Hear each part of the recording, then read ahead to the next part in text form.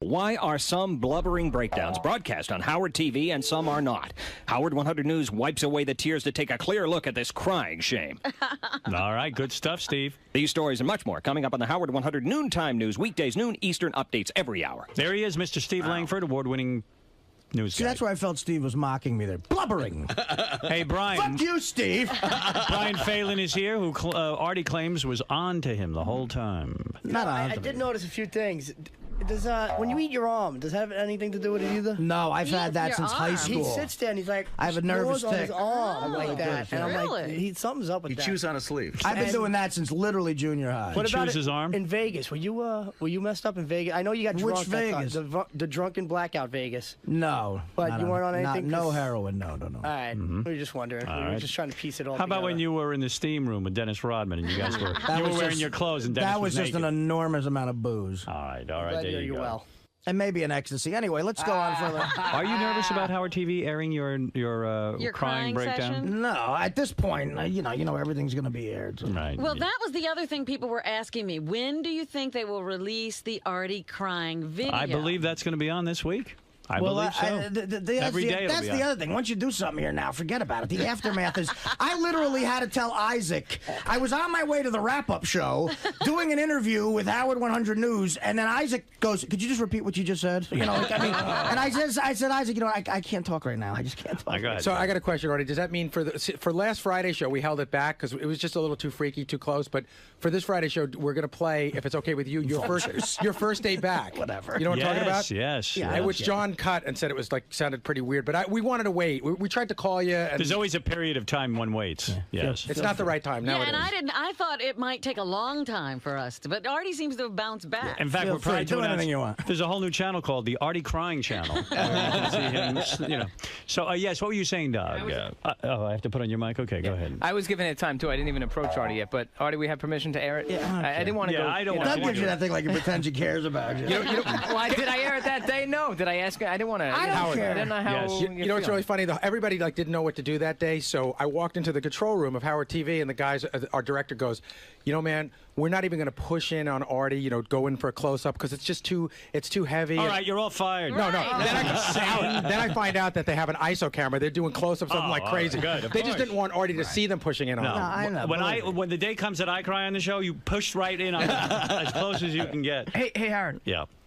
Was it hard for you at all to go to break? Because that seems so against your instincts. No. I mean, Artie's my bro, and I felt that he needed some comforting. This was very, very heavy, and there was no doubt in my mind I should go to a break.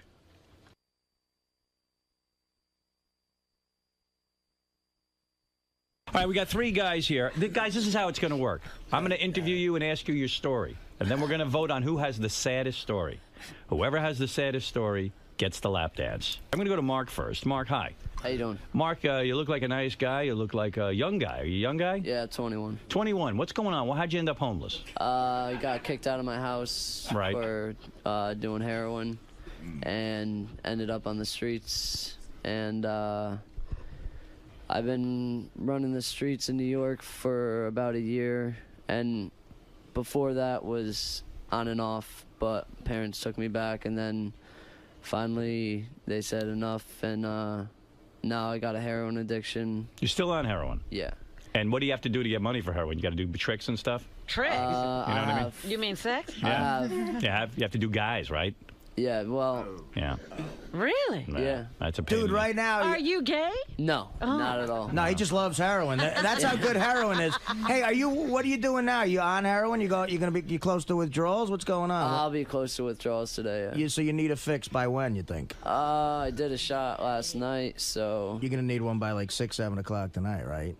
Probably around 2 o'clock. Seem like a nice guy, a bright guy. Can you believe this is happening to you? I mean, probably your whole life you heard, don't do heroin. Exactly. So what kind of panic do you go into if you don't have the cash and you're facing withdrawals? Usually, today was a different day. I wound up not waking up with a bag. Usually I go to sleep making sure I either have money or a bag. Oh, so once you're straight, you start working on getting your next... And then I'll get off E, and then I'll go back and get, like...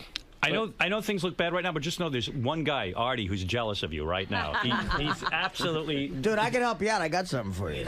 What do you have for him? I seriously got a miracle thing that can help you with withdrawals from opiates. I'm telling you. Yeah. What is it? It's a pill called. You ever heard something called Subutex? Oh, Suboxone and Subutex. Yeah. Did you ever try that? You put it under you put it right under your tongue. Yeah, under your man. tongue. I was on Suboxone. And it didn't work for you? No, my insurance cut me off, and then I went back to dope. That shit'll help, man. Sucked, yeah. It was great.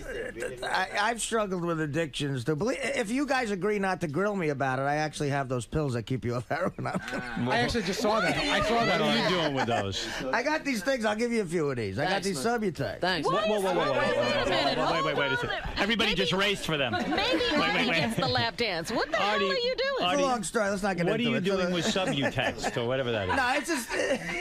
I don't understand what's happening here. Everything's fine. Everybody, all the homeless guys raced for. They raced for Artie's pill bottle. I'm still trying to figure out how Artie has those heroin pills. And we're going to get to the bottom of that. That's the big talk. That's the big talk right now. You know, what am I? The crazy one? This show is. I remember you said this to me one time where, like, sometimes on the air, you say something in your head. You want to be honest because you know it's so entertaining and interesting, and then you just blurt something out. Look, people know I've had a lot of troubles in the past with a bunch of different things, and over the years, I've snorted heroin from time to time, and you never told me that. Yeah, I was going to say this is new information. Yeah. Is this the time to time include recently? God, I'm sorry, Mom and everybody. Yeah. No. It's been. Remember last year when I was out for 4 days? Yes. I fell into an old trap that I used to fall into on the road doing stand-up. Right. And I never shot it, ever. I would snort it. Right. And it just helped going to sleep in hotels and on planes. And from February to like June, I existed for 4 months just going from sort of heroin fix to fix. Yeah. And on the road doing stand-up. And then... wow. When I had to go into doing the movie, I said I got to just completely clean up, get it out of my life. Right. So I came back from a gig in Chicago, and I had nothing. I ran out of stuff, and I had nothing, and I was in a panic. But I said, "Fuck it, I got to just do this." Because at that point you were probably really addicted, right? Right. Yeah. And you know, I went to work that Monday, and then when I went home, it was like too crazy.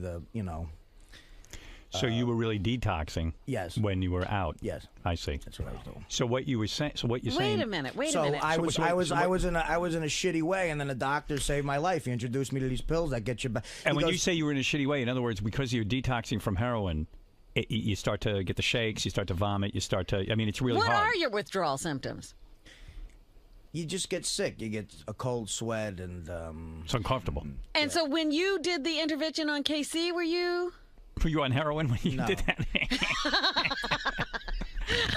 Oh, jeez. Now, did Dana know this, or you kept it a secret? No, it's long. It's something I shouldn't have said. It's not what? It's something I shouldn't have said. This is terrible. No, it's all right. That's okay, Artie. You're not doing it now. No. You're off it. I shouldn't have said this. You think so? Yeah. I don't think you said anything wrong. No, this is one time I'm bummed out. Oh, you are? Then sit down and relax. I'm bummed out about it. Artie, so what? You've had your problems. Everybody we all knows know you had your problems, and you Anyway, never cured. We know this that. doctor saved my life. Oh, jeez. Don't be depressed. We all know you had your drug problems. Hey, we didn't think you were out of work because everything was fine. Are you listening to your iPod? Uh-oh, somebody's calling him. Oh, no. No, it's not me. Oh, that's not you? It's satellite. No one listens. Artie's lucky. Yeah, that's what you could say. Hey, don't be bummed out. We're on satellite. Artie, no one will know. According to the newspapers, no one will know a thing. It was a bit. That's right. What's that music? Uh-oh. Is that your iPod? It's not me. I swear. Have I lost you? Is that me? That's you. Oh, my goodness. Do you have a phone that makes that noise? Somebody's calling me for Artie. Uh-oh. Where are you going, man? Hey, yeah. Come Now I'm on, getting stay with nervous. us. Stay with us. No, I'm all right. I just, it's some things are just not for the fucking. You want me to, Oh, you stop want me to it. admit something that I never admit? No, that's all right. I'll do it. What, you have plastic surgery? No. Now you see how it wasn't a great revelation. Now that I'm 52, every time I pee, my pee, like I stop peeing, but like it dribbles all over the place. Like there's. So, could you like wet your pants? So the other day, I'm standing in my kitchen, right? This is not even. This mine is more embarrassing than your story. I'm standing in the kitchen, and Beth says to me, "You know you have pee stains all over your pants." So you do wet your pants. So I go, "What do you mean I have pee stains all over my pants?" Oh, this is not cheering Artie up. No, this is nothing compared to what he just said. No, I just. You don't have to go away for that, and they don't give you pills. Oh, I'm going to get some pills for this. Actually, they do make a pill for what you have. I see the commercials for real. It's called Flomax. Artie's bombed big time. I've lost him. I'm trying to get We need to put Howard in a diaper, and Artie doesn't care. You feel like getting up and leaving or something? No. Take it easy. What can we do for you? I'm fine. I'm fine now. I just get those lap dancers back. Yeah, I think Artie needs. That's a sad story. What's a sad story? His story. Yeah, I know. Bum luck dance. But he's okay now. Yeah, Artie, I'm you're fine. good. No, I mean, I'm clean. But why do you still carry the pills? Well, they're like I don't take them on a regular basis anymore, but they're just like safety net type of thing. Like a life preserver. It's good to have them. That's why I got a whole bottle of them. You know, I didn't give that guy any pills, by the way. That would be illegal. I was joking around. Yeah, but I don't know. It's sometimes. So you sit here just and keep them say on shit. you just because if you do get they get you back into life. They're a miracle drug. They're great, you know, and you feel like a person again, and you get back into life, and that's what. I think you admitted it because you're trying to help people too. Yeah, you want to like let it go now. I was out Tuesday, Wednesday, Thursday, Friday, Saturday that week, and I didn't know what to do because I was freaking out. And was that before you got a hold of the doctor who helped you? Well, I reached out for this guy Saturday, and I said, well, maybe I got to go check in somewhere. And he called me back, and he was a fan of the show, and he was like, you know, I got something for you, man. I'm going to come examine you. I'll come to your house right now because I said I got to get back to work Monday because it's crazy, and I don't know, you know, and I got this film coming up, blah, blah, blah. And meanwhile, the producers of the movie were calling me going, look, I just signed the check for $500,000 for the movie equipment. Where are and I'm you? like, yeah, right, you're doing it. Because they listen to the show every day. He goes, you're not there. You're doing this, right? You're doing the movie. I'm like, yeah. So this guy, you know, like from heaven came and examined me. He said, you're all right, man. You just got to you get through this. And he goes, this shit it'll get you back into life. You'll get your life straight for, you know, how long it takes. How long does it take it to work? So you take the pill. You and... put it under your tongue, and I'm telling you, in 20 minutes, you're not sick anymore. You're not sick. Wow. But can you get addicted to those pills? You have to get weaned off them. Yeah, because those guys were racing for the pills when you were kind of joking around saying you're going to offer them. They don't get you high. They just get you normal. Like I could see what that kid's going through right now. He just probably remembers his life being so normal. He just wants that back. Like you don't even want to be high anymore. You just want to be normal. Normal, not sick. Fucking fit. I want to feel like I did when I was 15. Right, because you know? right now he's just trying not to be sick. Right. And I can tell, and you get lost. That's what people say about heroin. It takes your soul. You know, it's off. Oh, it's just the worst. How did you get into heroin? I mean, when did you? You know, why not go back to coke? And comedy around New York. I mean, you know, whatever. It's all over the place. But yeah. No, I'm just because you were a coke guy. That was your thing.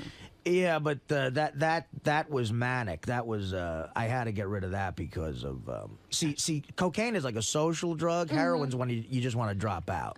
And heroin's like an orgasm, right? Like in other words, you forget all your troubles. Forget it, you man. feel euphoric. You ever go get knocked out for something at the hospital? People give you Demerol. It's the same thing. It's unreal. That's like when you want to just sit down, watch TV, and you just tune everybody out. Yeah, everybody and everything. Wow. And I knew something was up because everyone kept saying Artie's on something. Everybody was telling us, yeah. And of course, this is what happened. I mean, you know, this is what ruined the Dana thing. Of course, eventually. That's what ruined it. Yeah, and I mean, you know, that's definitely something I lost in life because of it.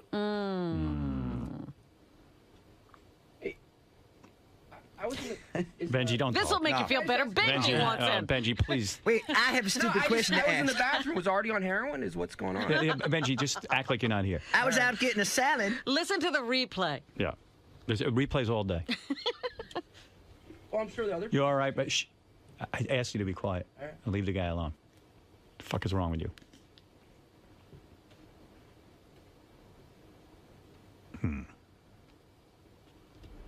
You all right, man? You want to take a break? All right, I'll leave you just alone. Oh, no. Well, hey, man, I'll tell you what. I'm happy you're feeling better. It's a good day. All right, I'm happy you're feeling better. That's all.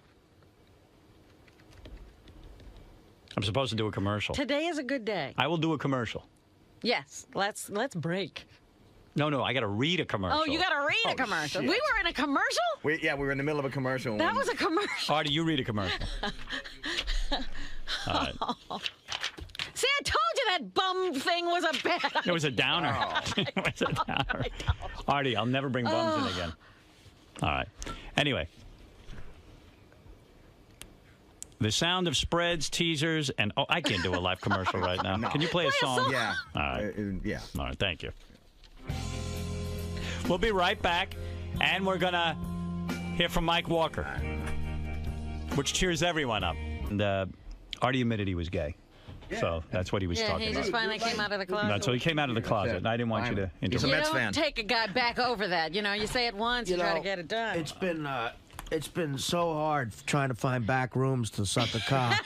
I suspected it for a while, actually. And, this will be a story I'll forever remember on the show. Please. You actually admitted something. Benji was out and he comes in and he goes, Artie, tell me everything you just said. I missed it.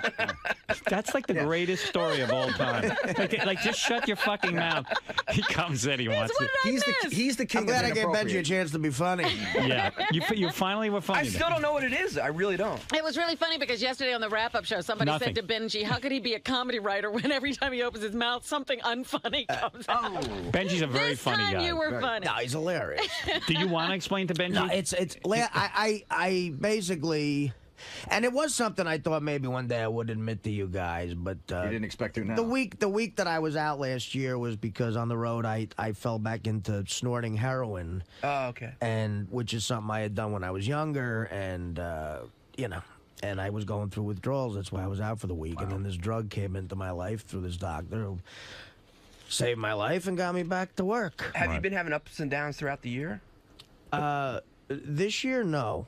No, this year I've been clean since June. I think June 4th last year. All right, Benji. Yeah, that's Benji's now going to do an interview. Now he's going to get 20 questions. You're going to get us back to where we were. That's it. June 4th of 05. All right, thank you, Benji. Good for you, Artie. But you're not gay at all. Well, a little bit. Well, the other thing is, be. like, I was looking at that poor kid, he's got no money. Like, that's the other fucked up thing. I had money. Like, you go on the road, and there's guys in every town could get you whatever you want, especially if they're connected to comedy clubs. So I would just tell a guy, look, take $1,000 off my pay and just fucking go get me whatever you can. That's why I voted for that guy. I felt, I was like, God, he's trapped in hell. He can get help maybe from his family, and he won't even take it. Right. I think he's pretty connected to his family because he said to me at the very end, see, the other thing about heroin addicts is they're very good liars. Oh, you learn to lie like crazy. Right. And so he had a different look on his face out in the hall, and he said, my father's a huge fan of this show, and that's why he got serious, and tomorrow's going to be a really interesting day for me. He's in touch with his family. Okay. I also never, and I swear on my father's grave, I never used a needle in my life ever because I hate them, and they make me queasy. But, it was snorting it, which some people say is more addictive than shooting it, which I don't understand that, but I've heard rehab guys say that. I don't know. How quickly do you get addicted? Like a minute? It's funny. Hours? When I first went to rehab, when I was like, for other stuff, a heroin addict told me, he goes, dude, you have an addictive personality. Never try heroin. Right, because once you try it, man, you're like an immediate. Do you want to hear from Ralph at all? Yeah, I don't care. Look, I'm fine. I'm back. All right, okay. I'm back. Ralph. Thank you for being. Thank you for being the first person to do that. That won't be going on all day. Yeah. All right, thank you, Ralph. Hey, wait, Artie. Yeah. I think that's just a really brave thing you do, because I think it was coming from the fact that this stuff saved your life, and you just felt terrible for that kid, and you're like, hey, you want people to know that this, there's hope. This can help you out, and you know what? It's like you're snorting some heroin. What's the big deal? No.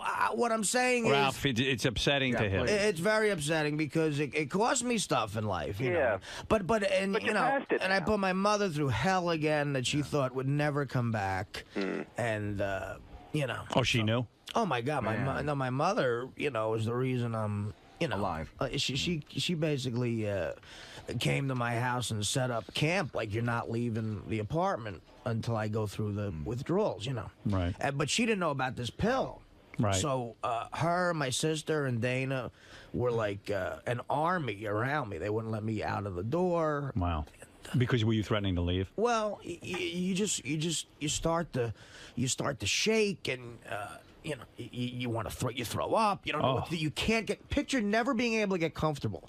Like you know, you're tossing. You're sweating. So you got to do more heroin because you want to get rid of it. Yeah. Right. Well, Or- that's what they call it. They call it getting well. Right, or a fix. You're not right, so you fix Right, yourself. That's yeah. where that comes from. But or booze will help. Booze takes the edge off. And I had, you know, I have a whole bar in my house, so they were like, no, you got to go through this. And this is why I have strong women in my life. Thank God. People who think I'm a misogynist. That pill, the direct opposite is true. But that pill is genius. Well, what happened was it takes away the sickness. I finally said this ain't working, and you know, I mean, you guys didn't know what was going on, so of course every day was worse and worse on the air. And you know, like, what's going to happen? I know you were more of a mystery to me than Fred is. You got to go for a little while. And so what happened? I'm on cat tranquilizers. What happened was the movie guy said, if Artie's not at work Monday, we're pulling the plug. That's it. So now Frank Sebastiano had done 2 months of prep work. He moved his. Did you go to the set? He took well, we hadn't started yet. Oh. Yeah, he had to show up here, not there. Here. They were like, look, we're shooting in a month. If Artie's not at the Stern show, you know, we're not doing this. Wow. We're pulling the plug on all the money and everything, and we're going to take the loss. And then he was like, we're going to sue you. I thought you were nodding for a while. Yeah, Your eyes were rolling to your head. On the air a couple times. Yeah, I saw you nodding. I said, I said, I think he's nodding. Everybody was like, he's on something. He's on something. But there was a whisper going around. But that can also, I've also do that when I'm extra tired too. Right. But thanks. Yeah, I sometimes look like I'm nodding. Guys like my Italian, Italian brother bringing me cupcakes and well, at least you did. I'm looking at this paper and it says that Courtney Love was in the Whitney Houston intervention. Oh, really? Oh my God! I'm insulted that I wasn't in the intervention. Why wasn't I at your bedside? You had to see. Why didn't your mother call me to be at your bedside? I would have loved to have done obviously, something like you would have loved to see that scene, huh? Yeah, I love that shit. You know, it's just, oh God, it's just an awful. Artie, let me ask you a question. What? What is like? You've done stuff, and what is the feeling of heroin that's so? Well, that's what I was trying to get to with the guy. Everything melt away. That's a problem. Do you feel happy? Do you do stuff? Like no, you don't do stuff. You're not productive. That's why, like, there's certain drugs that are so, like ecstasy, coke. Those are social drugs. Those are great. Yeah. Heroin. Those are great. Or opiates in general. Make you withdraw from society. You isolate yourself, and it's just so much fun to be alone. And do you like to watch TV, or are you just alone? Yeah. What you do is you sit back, you have a cigarette, and you watch television. You listen to music. I would listen to, you know. You're not out. Neil Young and Pink Floyd and. But how long does that last before? I really genuinely like doing that. Yeah, but how long before you have to say to yourself, "All right, I got to get some more"? About 6-7 hours. Yeah. You know, so that if that lasts for a while. You don't have it, you're in a panic. You're not high that whole time, but you're not sick. You know what I mean? Right. It's 6 or 7 hours before. And after a while, you stop getting high, right? It's just like you're just not sick. Right. Exactly. Is it like smoking pot, except extra? It's way different than weed. It's way different than weed. Is almost like, to me, almost like an acidy type of thing. Like it makes me trip weed. Heroin is like. Were you tempted to shoot it once in a while? No, never ever. I just hate them. I can't look at a guy putting a needle in anything. Yeah, that's disturbing. It's gross, but that's why I said, like, my mother, man, she's just like she's just like a general. She just sat. She when I was shaking, she would hug me and say, Do you call your mom and say, "Listen, Mom, I'm in a bad way. Get over here"? Like, well, she would hear me not on the show. She would hear me not on the show. So she could tell. Right. Yeah. So there's like, what's wrong? And of course, with my history, you know, so I was just taking the phone off the hook. Oh. And then, so I said to this doctor, I reached out for this doctor. At an old rehab where I went years ago, and this guy, I left a voicemail. I said, "Listen, my name's Artie Lang." I gave him my general information, and I said, "This is what I'm going through, and I gotta detox somehow, professionally, maybe." So, thank God you knew to do that, right? I told him, I told the guy that you have to. when the guy called back, he said, "Listen, I'm a big fan, actually, and everything's confidential." But he goes, "I've been hearing you haven't been on the show, and you got to get back there Monday." And I explained to him the movie situation. I said, "Yeah, I have to be at work Monday morning for a lot of different reasons, and I don't have time to detox." He goes, "All right." He goes, "I'm gonna come and examine you first, but afterwards, I'm telling you, I got a miracle drug." And he turned me on to this Subutex, which you just put it under your tongue and it dissolves. And he goes, "Believe me, in 20 minutes you're gonna feel better." And when you're in that position, you don't believe anybody. I'm like, "Dude, nothing's gonna happen in 20 minutes." And sure enough, maybe it's even a psychological thing. Everything. Yeah. The sweating, the vomiting, everything goes away. So he called in the pill to the pharmacy at 1 o'clock on a Sunday. I went and got it, and by like 2:30, I was fine, and he had examined me, and I was in work the next day. Wow. And do you carry them sort of as a security blanket? Yes. Yes, just like, but you don't need them anymore. Better. Well, no, let me ask you something. I wean now myself off of them, but I don't need them. But if the feelings come back. Yeah, because now you're going back out on the road again. Not as much as I used. The stress of shooting this film was an extraordinary thing, and I hope the reviewers realize that. Yeah, how dare they? I mean, really? But well, you guys liked it. That's all I care about. No, I loved it. No, but I so it just was and the road just blows, and right. But that's why I'm saying that, because now you're doing you said you're going back out again a little bit. It's a different kind of thing. Yeah. I mean, again, I got my. He said you'll be fine. And see, the difference between me and this poor kid we had in here today was, like, I had the greatest job in the world to go back to, and a career, that I'd worked hard for. I love what I do. I have a passion for my career. There's a lot of drug addicts who don't have that. So I had a reason to stay clean. Right. You know what I mean? So I go, all I need is that pill to get normal again, and I'll be back in the game. And obviously, I want to do what I'm doing, so I'm staying clean. So it sucks when you don't have a passion in your life. Well, yeah, he's a 21-year-old kid who's getting his cock sucked for money. Oh, I mean, he's God. in bad shape. That's just like, and then I had money, in the old days when I was doing blow in the city and stuff, you didn't have any money. And yeah, that's sort of a regulator. Right, exactly. Yeah, you could kill yourself with the kind of money you got. I had unlimited cash. Yeah. I'm glad only in the sense that you told your story, because maybe to inspire somebody out there. No, anybody who's going through that, if you have something you want to get back to in life, I'm telling you, go get this Subutex. It's a miracle, and but the key is, once you get on it and you get straight, be productive. Get out there and do shit, because then psychologically, you'll get back into it. It sounds like they should be handing this drug out on the streets to these people. Well, it's very expensive. Very expensive. And it's not only that. I mean, if they're not willing to clean up, they're just going to feel better and then probably just go out and do heroin. Well, that's the problem with that kid. He's never started a life. Right. All right. I don't know if you remember. You remember when I got back to work that day? You guys, you suspected who knows what was going on, because every depression I've gone through has been because of drugs. Right. So a shrink told me, he goes, "Look, you're not clinically depressed. You've come off drugs and you get depressed." Right. So that's what you're going through, and you were cool about the whole thing. You guys were like, do you want to go through what happened?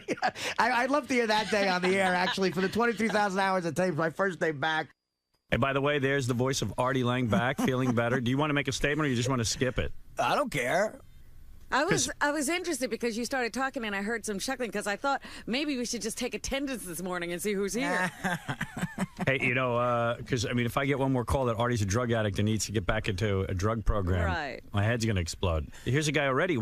First call of the morning, Kyle. There you go. Hey, what's up, man? Here it says Kyle thinks Artie has a drug problem. Right. Yes, he does. He seriously does, man. Come on, Artie, dude. Artie, tell the guy. It's not drugs, but drinking did play an issue in my latest going nuts session. Oh, really? Well, I went a little nuts, yeah. Not like cabbie nuts, but still nuts. Bummed out but nuts. Drinking had something to do with it? I've been really stressed out. Yeah. And to the point where I was getting physically ill, and I was drinking on the road a lot, and that spilled over into the week a little bit. Oh. And, but you've been drinking for 4 years straight, and you haven't missed any days, and then you're starting to miss all these days. Man, They caught up with him. Honestly, not during the week. I know people think that, but I would just sort of binge drink on the weekends. Oh, so you're a weekend man. That's what I became, but I used to drink all the time. So what? I mean, when you say, to be totally honest with Yes. you, yeah, booze had a little bit to do with it. No, but I meant when you say it encroached on the week, how did it encroach? Well, when I got back off the road from Chicago or a plane ride where I was like stressed out, I would have a drink on a Sunday while I was watching the game. Yeah. Which I never did in the last like 3.5 years. Uh-huh. And then that sort of led into getting lit on a Sunday night. And then, I would just do the same thing. And then that's being here on a Monday morning. Like self-medicating, yeah. I see. Okay. Yeah. So, sorry. And I really got like really, really out of it. Like really, really out of it. It's really hard just to drink on the weekends. You know what I mean? Well, especially if you had a drink during the game on Sunday. Well, especially if you have a drinking problem. So, it kind of sucks to limit it. I mean, if you got a problem, you'd like to have it all week. Why control your Right. problem? Controlling your problem means you don't have a problem. But believe me, in fact, I didn't start doing coke again. If I start doing coke again, it would be I'd be like somewhere in I don't know, La La Land, Mexico. Well, that's good to hear. Yeah, no, he doesn't have a drug problem. No, I do. I always will. Oh. That's what they teach you Oh. in rehab. You'll always have a drug problem. But Isn't the problem getting the drugs? No, not at all. That's what Hunter S. Thompson said. Right. To quote a great man. Yeah. I have a drug problem. I can't get any. Yeah, my problem isn't the drugs. It's I can't get them. The police are my problem, he said. Yeah, they make them so hard to come by. They keep the drugs from me. Well, it's good to have you back, my friend. No, well, look, I'm sorry about the hassle I put you through. And, Well, I still don't understand. I mean, like when you say that you got really messed up. Like I couldn't function. Like really like mentally just out of it, just gone. Really? Yeah. What does that look like? Wow. Do you like lay in bed all day? It just looks like this, with my hair a little more messed up. Did you lay in bed all day? A lot of it. I mean, Yeah. I wasn't up like exercising or anything. Yeah. Just stayed in the house, stayed in bed. Not really eating. Yeah. That's good. Yeah, I know. The one thing it does do when you go a little nuts is You look real thin. You look good. I'm the thinnest I've been in years. Wow. I knew something was wrong when Artie looked at me and he went into devil eyes and he goes, Artie's got to do it. Artie's got to do it. Right. Oh, that was the worst day. That was the worst day. That was the Almost like a worst mantra. day. Artie's got to get heroin. Artie's going to Were do you- what Artie wants. Were you like in a panic to get a fix like that? You remember that? Do you remember that day? Yes, well, there was a bunch of days. Like that's why I asked that kid. I go, dude, do you have anything on you now? Do you either have the money or the bag? And he's like, no. And that's absolute terror. Panic. Yes. And a panic. did you have a regular guy? Like, did you run out of the station to a regular guy? Did you have to hunt somebody down, or like how do you do that? I don't want to get into any of that, Ralph. Oh. That's not All big right. deal. All But right. I think this is a bit of letting go of that. Doorman? You know, when you're keeping that stuff secret, it's still a part of you. Yeah, it's brutal. Yeah, it's still a part of I just want to say I'm really gay. you were need to funny top 'em, huh? trying to pretend that you were going to make a revelation that you wet your pants. Beth looks at me and goes, you have pee stains on your pants, like, and I'm like, well, sometimes I dribble. I don't know. I go, that's not pee. His last revelation was that he had plastic surgery, and this revelation is that he's getting older. But honestly, you know what? I think I like telling the story because it shows the kind of person that Dana, my mother, and sister are. About how they were like such. Is that why you're feeling so bad about such angels? I mean, literally Is that why like you're feeling, angels. Is that why the breakup so hard? Because Yes. she was there for you and you feel kind of like she's the best. I mean, really, my mother and sister. When I look at their face, I see like an angel in front of me. Hey, And there's a time and a place to maybe get this off my chest, and I guess it's interesting and everything, but I do regret saying this right now. Hey, Artie, on the air, but I can't take it back. One last quick question: is that what I mean? You sort of said that's what made you and Dana break up, but like she helped you through it, and was it like, hey, if you don't get some help so this doesn't happen again, I don't, you know, like.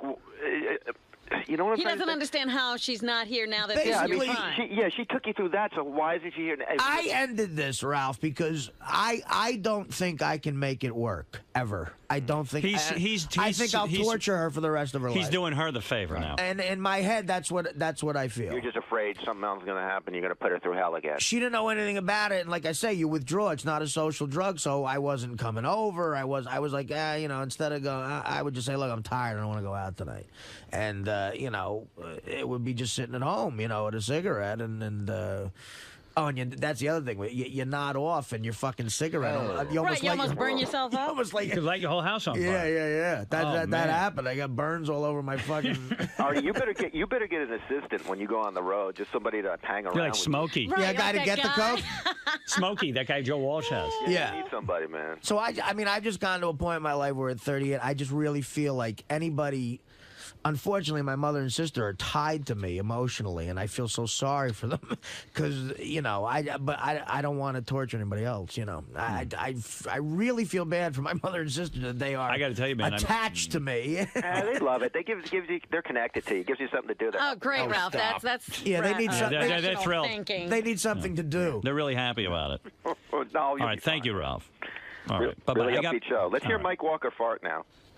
Penny Crone and Steve Langford are fighting in the hall for the Artie exclusive. No. Yeah. A fight just broke out. Leave them alone. A fight's gonna break out when I go out there. I was making a joke. Artie, do you like heroin? Artie, he had the white monkey on his back. Again, there's a time and a place for this, but Joey, what do you want? Joey Boots wants to help you. Hey, Artie, man. I think this is the greatest thing that you could have done, man, was come open and talk about this to everybody, man. Right, I think you're truly an addict, and what you got to do, man, is you got to stay away from all things, and that includes alcohol, brother. Well, I was going to ask, when did you, because you did a whole thing where you stayed off alcohol for a while. Right. And then you decided you were okay?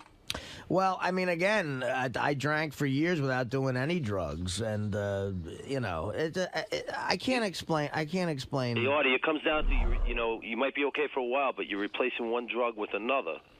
Yeah. You got an addictive personality, and I'm not trying to be. Maybe you should do what Joey's doing, fly a plane. Well, that's why that's part of the reason I got so heavy too. Yeah. Yeah, because you were referring to the food as an You know what it is for me? addiction the I have to look. I get bored so fucking easily. I get so bored with life. Take up chess. I have to look forward. Won to a big something. game last night. Like I want to need look forward to excitement. something. You know what I mean? That's Like why I just took up flying, because it's something that's a little dangerous. It's exciting. Another way to kill yourself. Yeah, you're just going to kill yourself. Hey, Joey, let me go deal with this. But isn't there always new girls to have sex with? I mean, that always excites the shit. Yeah, out of well, me. no, that would be great. Sex or right? No, okay, like a day. Right, like sex is something you look forward to. Eating. The difference between me and you getting is high. I look forward to like. You look forward to simple things. Yeah, I'm like just walking on a beach or sex or even like just having a good meal. Well, sex I understand. One glass of wine, But with Artie, it's this extreme high he's looking for. Yeah. Right. With the gambling and everything else, it's an extreme rush. Totally. Yeah. I like stuff to almost be near total destruction. Right. Artie, have you ever thought about going to meetings? I've been to meetings before. I mean, you've been to, but have you thought about continuing going to them? Yes, absolutely, Joe. Absolutely, 100%. Sure. Hey, Joe, I'm going to move along because I know Mike Walker's waiting, and all right, I'm Artie, going to get give my number from Jason, and just like you gave me your number, give me a call. All right.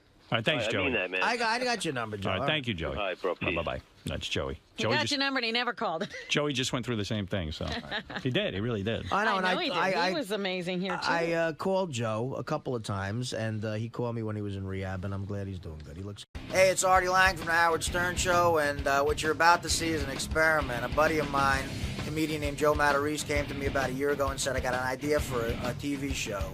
We're going to have a comedian go on stage and do his set, a comic who's fucked up in the head like me, and then right after his set, we're going to bring a shrink on stage and do a shrink session in front of the crowd at the club. So this is a Caroline's Comedy Club last year, great comedy club. I do a 15-minute set, and then a shrink comes on stage with my buddy Joe Matarese, the comic, and does a shrink session. The guy is Matt Bellis. He's got a PhD in clinical psychology.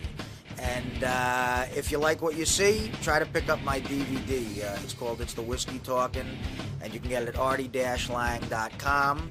If you have it, you'll recognize some of the jokes with some new shit thrown in there.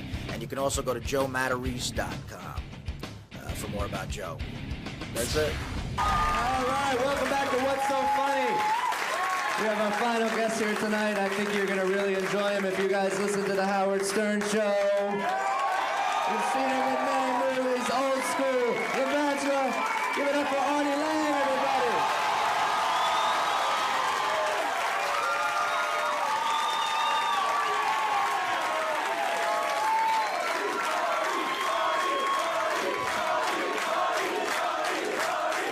Yeah!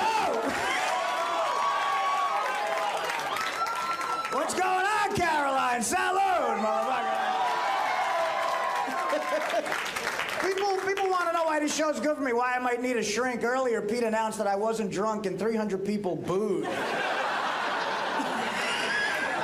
as I'm walking on stage, a beautiful girl who looks like an accountant or something hands me a Jack and Water. It's like, I'm a man of the people. I'll drink the Jack and Water. Not like a Jack and Water before a shrink session. But I think I need a shrink because I'm starting to get like some of my old Italian uncles. I'm starting to yell out that certain minority groups are taking over, you know, like... like gay people have taken over, I think. They've taken over television, that's for goddamn sure. Like, the network Bravo, an entire network, you know what their new slogan, and this is true, their new slogan is, now we're twice as queer. What's going on, guys? Like, how do you get twice as queer? Like, just when you thought we couldn't fit another cock on screen, we shoved one in there. And that guy Carson Kressley from Queer Eye's getting fucked in his mouth and his ass, and you're like, wow, this couldn't get any more queer, you know? And then out of nowhere, two black cocks ear fuck him, and you're like, holy shit! This just got twice as queer. I think I'll put the Yankee twin game back on. Fuck it. It's cool to be gay nowadays. I mean, you know, if you're not gay nowadays, you're a fucking homo. I was actually on that show, Queer Eye. Anybody see me on Queer Eye for the straight guy? I'll tell you what, man, that's the last time I mixed liquor and homosexuals. That's it.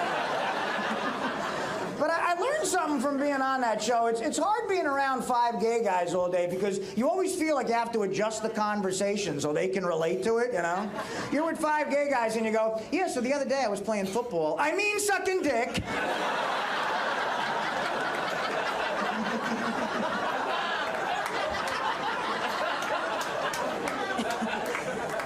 I'm not into those shows, and my friends say it's because I'm homophobic. Now, you know what? Maybe I am homophobic. I don't hate any group of people, but what is homophobia? Phobia, it's a fear of something. It means you're afraid. Now, if you say to me, Art, are you afraid of getting fucked in the ass?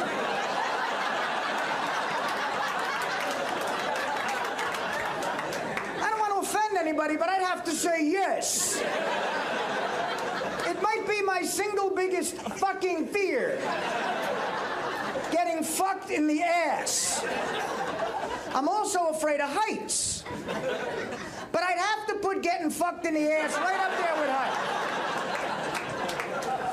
They both have different things that scare the shit out of me. Like with heights, you're up high, you're looking down, you might fall. And with getting fucked in the ass, you got a cock in your asshole.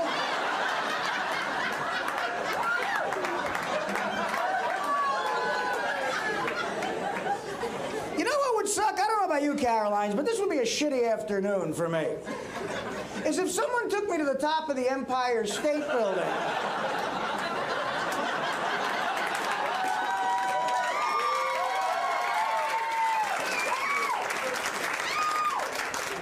And then fuck me in the ass. That would kind of ruin my day. And fuck being gay, straight. I just wish I was good looking, man. I wish I belonged to that good looking club. You count on me. Fuck it. Good looking chicks rule the world, but now on top of everything else, good looking chicks, they want our sympathy. They all go on talk shows like Jerry Springer and they say, I know I'm beautiful, but feel sorry for me. I got molested as a kid. My uncle fucked me. You have lunch with a drop-dead gorgeous chick and she goes, I know I'm gorgeous, but hey, my uncle fucked me. Take a look at me, honey. God fucked me.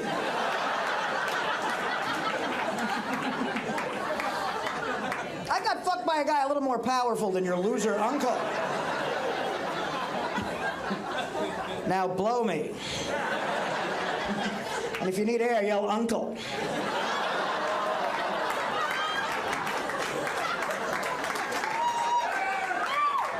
It's Sunday afternoon, the Pope is dead. Let's get offensive. Come on, I'm trying to get good looking. Someone said, you want to get good looking, you got to lose weight. They said, you want to lose weight, go swimming.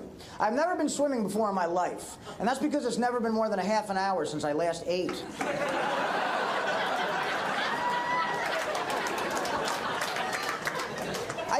got thinner in the 80s, but that's back when I was exercising. Here's a piece of advice if you still do cocaine. Only do cocaine if you're good looking. It sucks doing cocaine when you're ugly. Because every time you do a line, you got to see your fucking face in the mirror.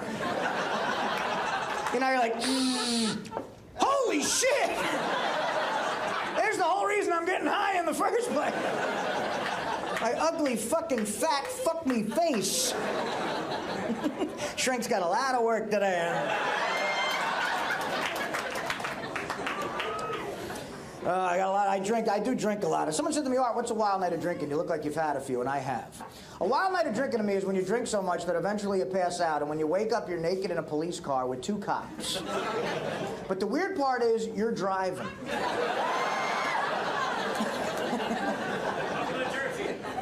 I got a lot of vices I'm trying to work through. Over the years, I've also developed an enormous gambling problem. You're not in show business for 12 years and dressed like this without a bad gambling problem. I was making 35 grand a week on a sitcom. I'm wearing the same sweatshirt I wore at a Rush concert in 1981.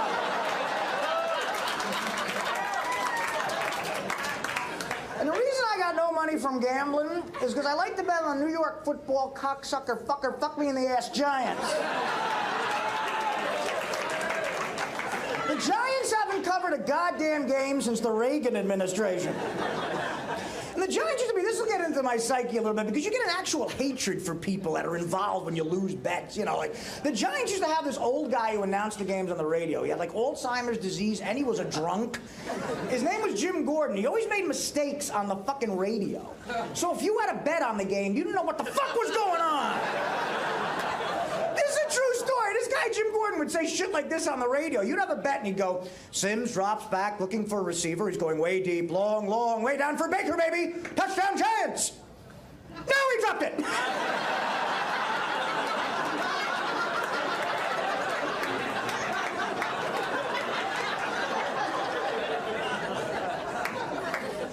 Mega takes the ball at his own 32. He breaks a tackle. He's across midfield, 45-40, 35-30. He's got one man to beat the kicker. He's by the kicker. He'll score.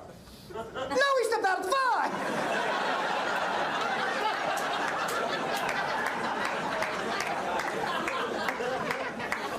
One time, this was years ago, I had $500 to my name. So I put $1,000 on a Giant.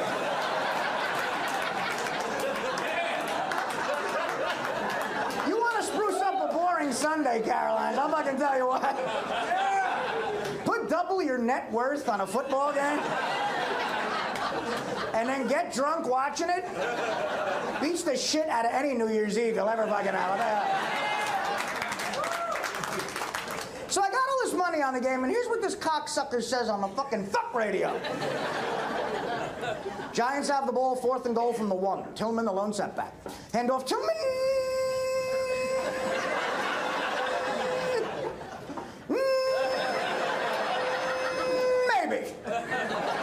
He's in. Wait, no, I can't see it. Now word from Toyota.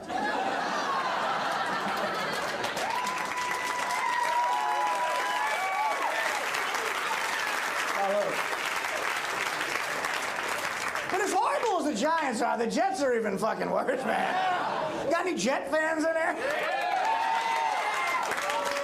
My uncle was a gambler, and he had a funny quote about the Jets. My uncle told me once, he goes, when he was a kid, he was into the Jets, and then he got older and he got into girls.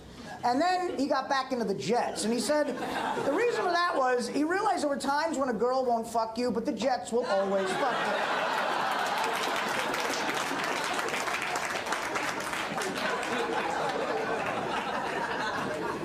What can I end with? What's a good story to end with right before I see a shrink? The big story. That's how, well, you know, I got a similar one. I used to snort heroin, so I shit my pants a lot.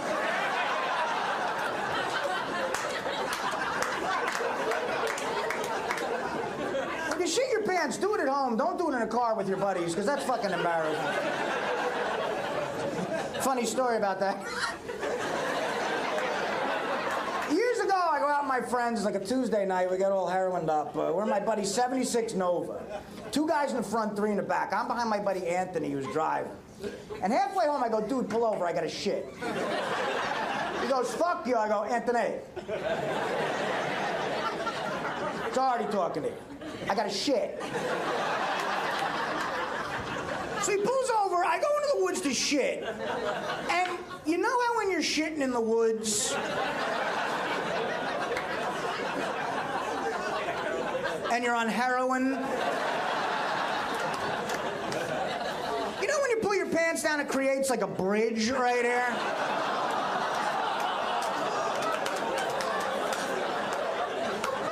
A lot of you girls know this from getting fucked in cars.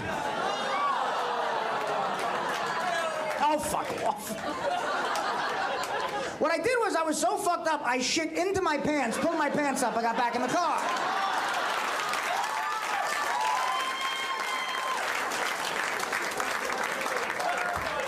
Which sort of defeated the whole purpose of going into the woods.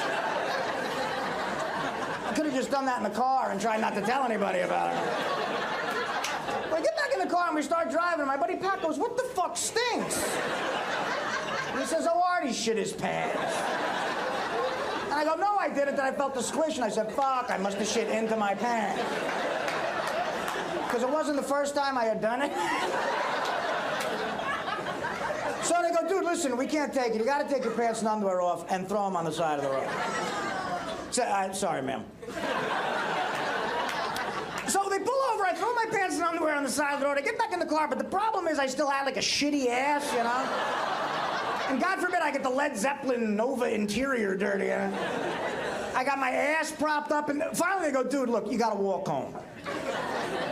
So I get out, I walk home. When I get home, I go to open my door. But of course, my wallet and keys are in the fucking pants I left on the side of the road. So that night it was fucked up. I slept on the lawn. The next day, I missed my SATs.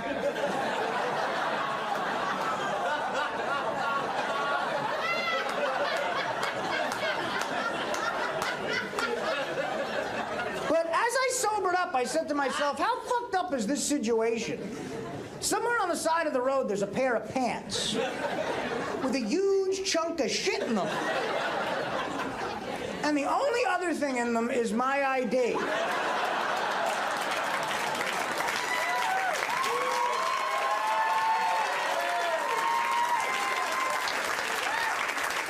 Cop finds a pair of pants and goes, some loser shit his pants. Here's his name, picture, and address. All right, guys, listen, they have their work cut out for them, so I'm going to get off. That's my time. Thanks for coming out. We'll see what happens.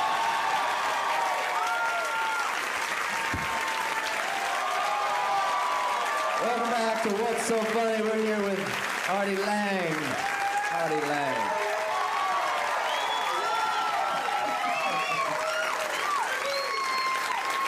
I just realized I'm in a shrink session with a Jack and Wood. It's beautiful. There's no rules here. Yeah, you gotta get two of them though. Right. Yeah, I'll chug it. Yeah, exactly. Thank you. Thanks for not getting that, by the way. I said two of them.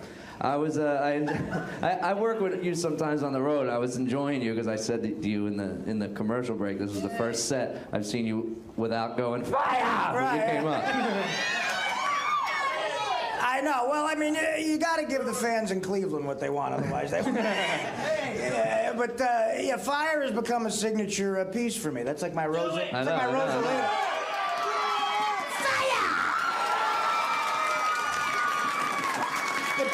Pete's working for a living. I'm curious, Artie. Listening to your set off stage, I'm curious about any relationships in your life and how they might be affected by the alcohol or the gambling. Yeah, well, I do. I have a great girlfriend. You'd be surprised. She's like, she's a school teacher. She's really got it together. She's hot, and she thinks I'm an alcoholic. I mean. I think she has some issues with my drinking. What in particular bothers her about it? Well, I mean, a good story when I'm on the road a lot, and when she's not with me on the road, this has happened at least 3 times. I get back to the shitty fucking hotel room, and Joe can attest to that, the Hawthorne Suites in Pittsburgh. And, the manager of the club said he could get Percocet, but then he couldn't get Percocet, You're at a Denny's waiting for a kid with acne. It says he's got a friend who can get Vicodin for you. And you end up just having a Denny's French slam breakfast and you go to bed.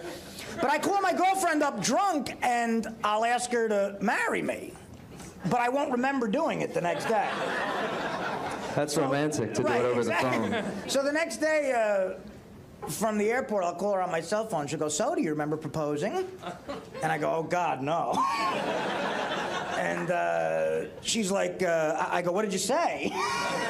She goes, what do you think I said? It's the third fucking time you've done that. And she said no every time. So I think the drinking's becoming a little bit of an issue.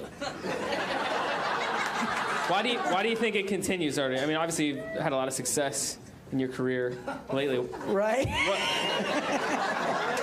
Yeah, what would a completely sober Artie's sound like? I don't know. I don't think I've been completely sober since I was about, like, I hit a double in Little League in 1978. I don't know. This gig I have now, a morning radio show. You can't be drunk there, obviously. Although when we go to Vegas, I get drunk. But Artie, I've never seen a human being get more rewarded for being a loser. I mean, how does it make you feel that these guys are supporting this behavior so much? It makes me worried for them and their families. No, you know, I mean, it's like, I think I'm going to be fine, because I used to do the same thing to Kinnison, and a bad example.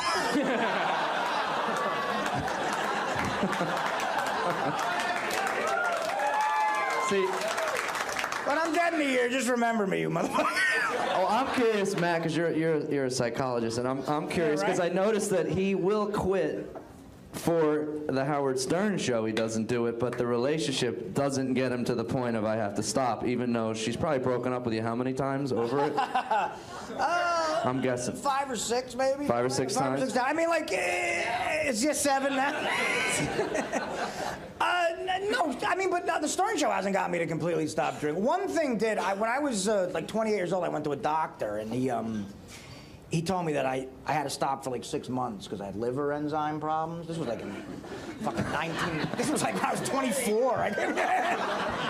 And so I stopped for like 6 months. I went back, and he said it was fine. And since then, I mean, 10 years of. That's funny. I'm fine, yeah, you know. That's like I had a cholesterol problem, so I stopped eating cheese for like 6 months. Right. Lowered it a ton, and then it went down, and now I eat cheese and. I actually had it was a doctor in L.A. who had a sense of humor. Like everybody in L.A. seems like they want to be in show business, so they try jokes out on you. And I used to drink a lot of tequila when I was in my 20s, and the doctor took an X-ray of my liver, and he really said this. The guy in L.A. told me my liver's wearing a sombrero.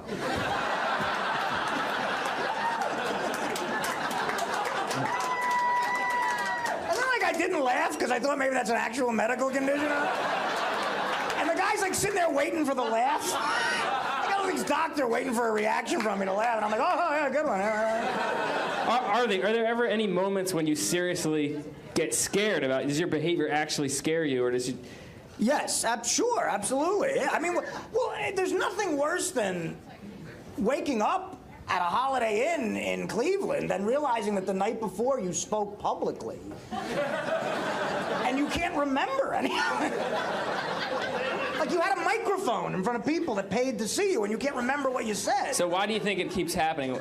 All the things with Zane and all the things I don't know, at the clubs man. where you're waking up in the morning. Why do you think you continue? I don't know. Maybe that's something we should talk about when there's not 300 people. I don't know. I mean, I like to drink. I like being, you know, someone had a quote about drinking, like people who don't drink when they wake up in the morning, that's as good as they're going to feel all day. I like to feel better. I've always liked being, like the first time I got high, I'll never forget it. I was like, fucking, wow, this is great. This is better.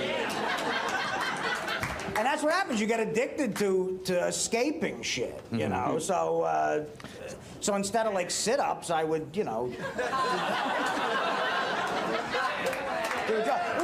What do you? I can't fucking win. No, you can't win, man. What do you? I was actually part of it. I was on the other side of an intervention once for a kid who was on steroids, and I didn't know how to. I said the one drug I've never done. I don't know how to react to it. fucking intervention. We were waiting for the kid. Usually when you're at an intervention, you're waiting for the kid to come back from a binge. He's at a casino on heroin. This kid was at a spin class. When he gets here, what am I going to say? He's a mess or something? Look at you. Look at you. You're a mess. You're getting too cut. You're too... But Artie, you said... tan. You said you're trying to escape something. I mean, here's a guy, you're a successful guy. People listen to you all over the country every single day. What people want to know, what are you escaping from? It seems like you've got the life. I don't know, man. That's the problem. When I find that out, I guess, you know, it'll be over. No, I don't know. I guess there's Is there ever any downtime where you're ever like, you know what the hell am I doing? Is there ever that? Or you're just like, this is great, I'm never changing? No, there's definitely downtime where, like, you know... See? Yeah. See, this may be preventing you, Artie. This is why it's always good to have 300 Howard Stern fans in a shrink session. It's unbelievable. It's a good idea for a show.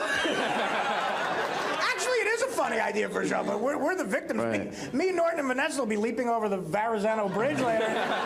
You guys will get picked up for a Spike TV or something. Well, plus, I mean, what's it like being on Howard Stern? Basically, besides Howard and Strip. Robin, everybody else is way fucking more fucked up than you. Right, I know, yeah. Well, that's the thing, you get no sympathy, and you're around, like, right, exactly, like, there's people, like, you feel good about yourself, Beetlejuice. Do you guys know Jeff the Drunk Curl? That guy makes you feel great about it. Yeah. That guy just shows up, he makes, like, these noises at the end of a sentence where he's just gonna throw up a lung, like, just go, show me where the subway is.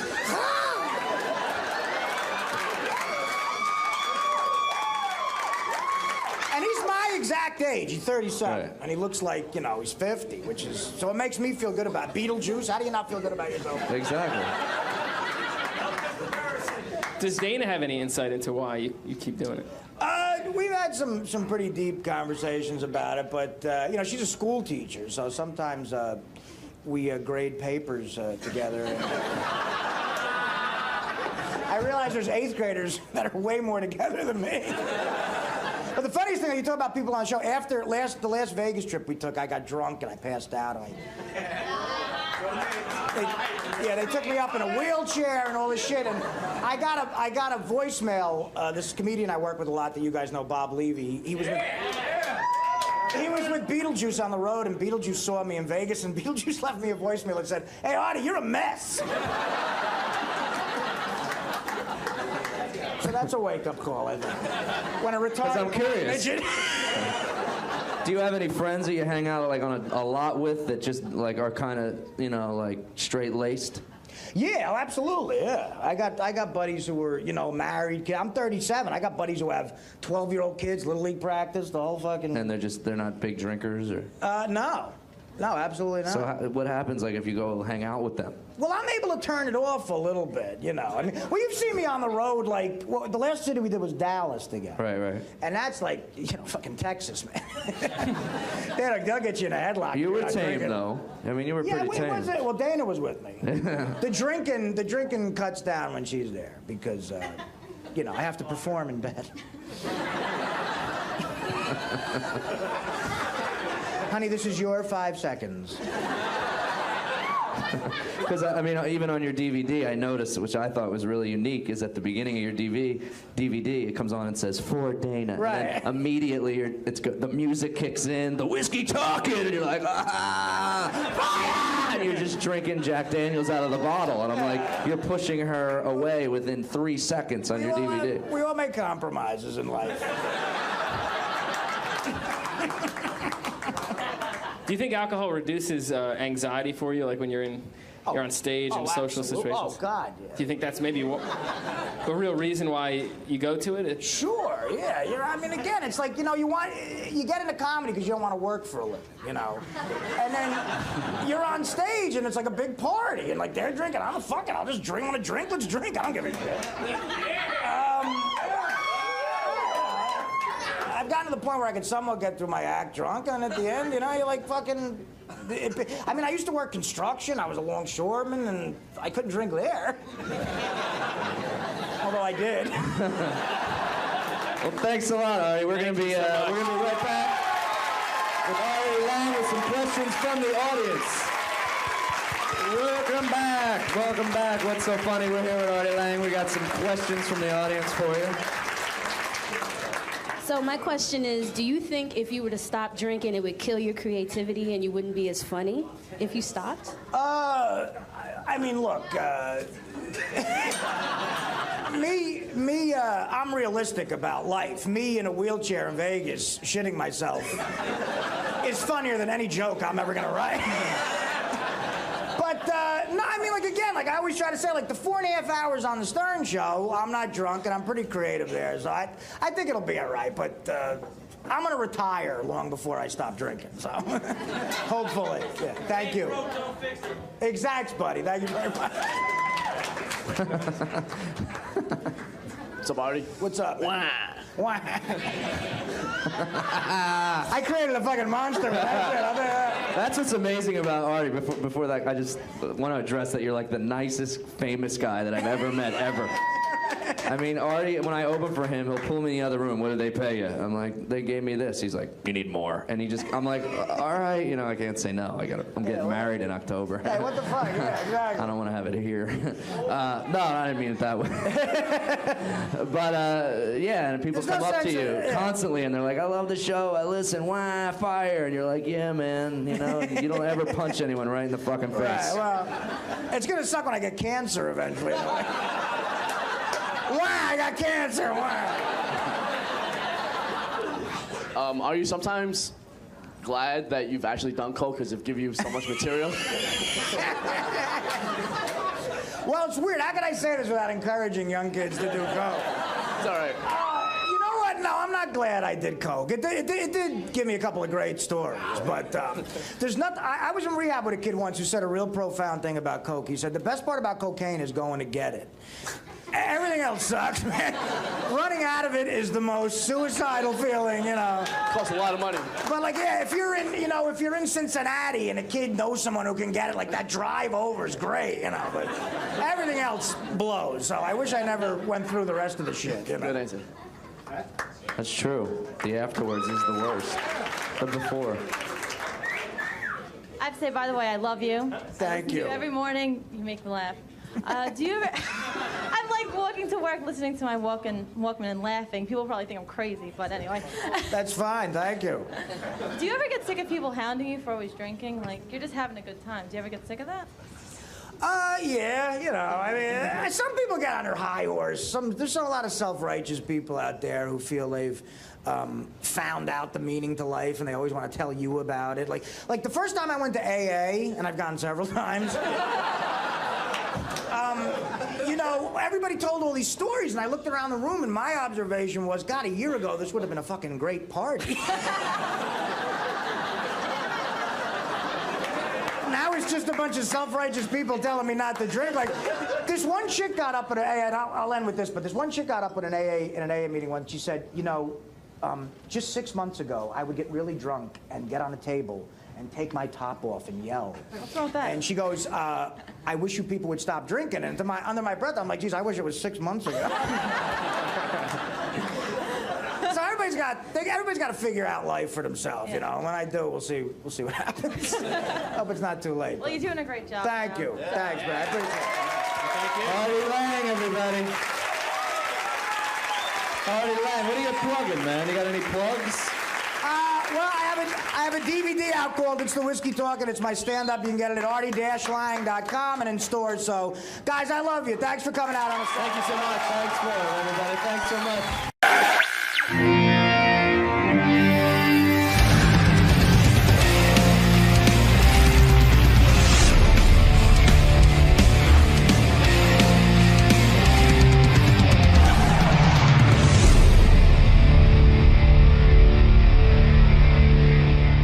Where is Lisa? Is she around here?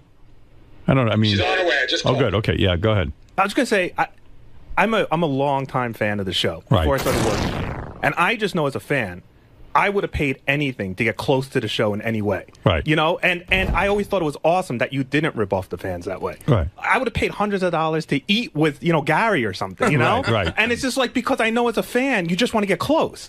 And I really think Lisa's taking advantage of the people that just want to touch the show, to get close to the show in some way. And I don't think it's right to take advantage. Yeah, Lisa, I'm trying to figure out why I'm turned off to your sweet and greed. I'm really struggling to give you exact words why, but it just doesn't seem like there's enough value there. It seems like you're taking advantage of my show and charging people $100 to meet you because you're on the show. My talent is baking.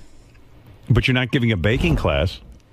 No, but I'm baking mostly everything that's there, and they'll get a chance to meet me. The guys do. But when you every time you say they get a chance to meet me, I don't know why that bothers you. I don't do stand-up comedy. What am I supposed to do? I can't go and they're doing the same thing. Maybe do nothing.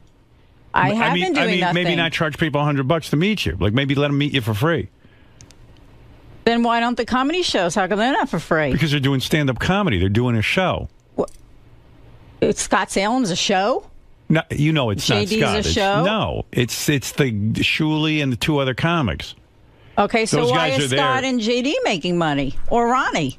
Well, maybe Because you should it's a have joined show. that group. Hold on. Yeah, maybe you should go on the road with them. Why? Yeah, that would be fun. Because what I'm saying is because wait a minute. Why are you knocking our show? That's what I don't understand. No, but can I just say something? I'm not knocking your show. I never said I was a comedian. Let's get that straight. No. What I'm saying is, hold it. Before you hijack this conversation. See, but because his whole show is a show. And it's kind of a joke. But when they come to see you, there's not even a show. Like, he does get up on stage and, like, entertain the people. I mean, it's I shitty get girls entertainment. up to take their clothes off. Well, he does. I mean, he does you something. Just said it's a shitty show, but it's at least an attempt to entertain. All right, this is my attempt. Yeah, but your attempt is to do nothing. Hey, you know, I was thinking, while you guys are here, I was thinking about this whole Lisa G thing and the sweet and greet party. Yeah. Because I was trying to wrap my head around it yesterday, and I couldn't quite figure out where I stood on it in my head, you know? But one thing did occur to me, and I really do feel this way, that if Lisa's going to use the show to get, you know, the only reason people are going to see Lisa's Sweet and Greet is because she works on our channels. That surely be the first one to attest to it with the Ronnie Block Party. Absolutely. But the distinction I do make, and it was brought up on the show yesterday, Shuley and the guys always have Howard TV there or the news department, and they provide something back. They provide a television element or something or a radio element. And it did rub me the wrong way when Lisa yesterday said, I mean, in a real way, like Lisa said, hey, I'm not doing this for TV. You can't pick and choose. I agree. If you want to come on the air and you want to promote your sweet and greed or whatever you're up to, don't tell me the quid pro quo isn't there where you're going to provide some kind of entertainment for us. Right. You know, and this idea that I don't know if the fans want to be on TV. What fans don't want to be on TV? They all have Howard TV. Yeah. They're all dying to be on there. Yeah, and if they don't want to be, then don't use my fans. So here's my ruling on this. I guess I'm okay if Lisa wants to charge $100 for people to see her, or Shuley wants to charge you. But don't sit there and tell me you're not going to be on Howard TV. Then if you're going to be now a performer and you're going to use my audience to show up at stuff, then you got to play ball. That's it. I really do feel that way. That ain't right. There are times I told Doug, give me a camera, one of the small ones. I'll film stuff while we're on the road. After shows, I'm going around interviewing the guys and fans, you know, with my recorder. And if Lisa doesn't want to do that, that's fine. But don't bring it up on the air that you're doing Sweet and Greet. And don't use the airwaves for that. Because if these it's are my a private, airwaves. personal thing, Right. don't use this show to promote it. Right. I really do feel that way. And not just for Lisa, but for everybody. And one thing I will say about Benji. Benji lets me come and videotape him and his girlfriend singing. And that's some of the funniest shows on Howard TV. And I hate being on TV. What? I hate being on TV. Yeah, and once he started that, I even said, we got to, no, like you didn't want anyone taping in your apartment, but you said, okay, I'm going to do it. Yeah. And that's fair. I can't understand why she wouldn't want it. It would make it... Well, because she's not understanding that. Actually, that's the only thing that's... If you're going to be in this business and you're going to be on the Howard Stern show, if the TV is there, it actually becomes something people like. They even pointed out yesterday that they were on the balls of their butt with the Ronnie Block Party until you saw the footage and it went on Howard TV. Yeah, what you do is you pray that it gets on Howard TV. You're 100% right. And then your business grows. So anyway, that's my ruling on all of this. If you've got restrictions, then I've got restrictions. Don't bring it up on the air. Don't mention it on Howard Stern Radio, Howard Stern TV, because to me, it's all Howard Stern everything. It's a business. Howard, if you care, Lieberman gave me sort of an update. What's up? Tell me the update. She called everybody who bought a ticket. Yeah. And everybody except for being on TV except for one person. Yeah, so she's trying to figure out how to handle it. I got it all figured out. Never, ever bring up anything you're doing outside of these channels again. And if that person doesn't want to be on TV, tell them not to come. Refund their money. Right. But from now on, everything is on TV. I don't want to hear people telling me they're picking and choosing, because I'm picking and choosing. I'm picking and choosing. And if you choose not to be on the team, then don't do it. And listen, Lisa does a fine job and everything, and I would never ask her to be on TV if she's just doing it. But if you're going to start using the airwaves to promote events and use my audience, then you've got to give something back. That's how I feel. Now, what do you think of that, Doug? Your Honor, I think it's a great decision. Right. That's why I'm America's judge. That's right. What is your ruling, Your Honor, on her appearing on Howard TV for interviews, like the behind-the-scenes shows? Sometimes she's involved, like when we go out with Benji with the Anthony Weiner press conference. Right. We did a behind-the-scenes show on that, and she was a big part of that, but she refused to be interviewed. What is your ruling on that? She refused to be interviewed without payment. That's ridiculous. I agree. This is all... Listen, it's like I explained the other day. What do you think we're doing here? Howard TV, to me, is no different than Sirius Radio. It's all the same. It's all promotion and promoting. It's the same thing if I said to her when she interviews me, Lisa, I can't be interviewed for Howard 100 News. I need to be paid for this. It's a thought that would never, that's ever psychology, cross ahead. If Doug Goodstein, every time we ask him to be on the air and says I demand payment, I'm fucked. Then I got to get rid of Doug Goodstein. But you know what? When I went to Peru, Howard, I went to Doug and I said, give me a camera. Maybe some interesting stuff will come out of this. This was my own personal vacation. Right.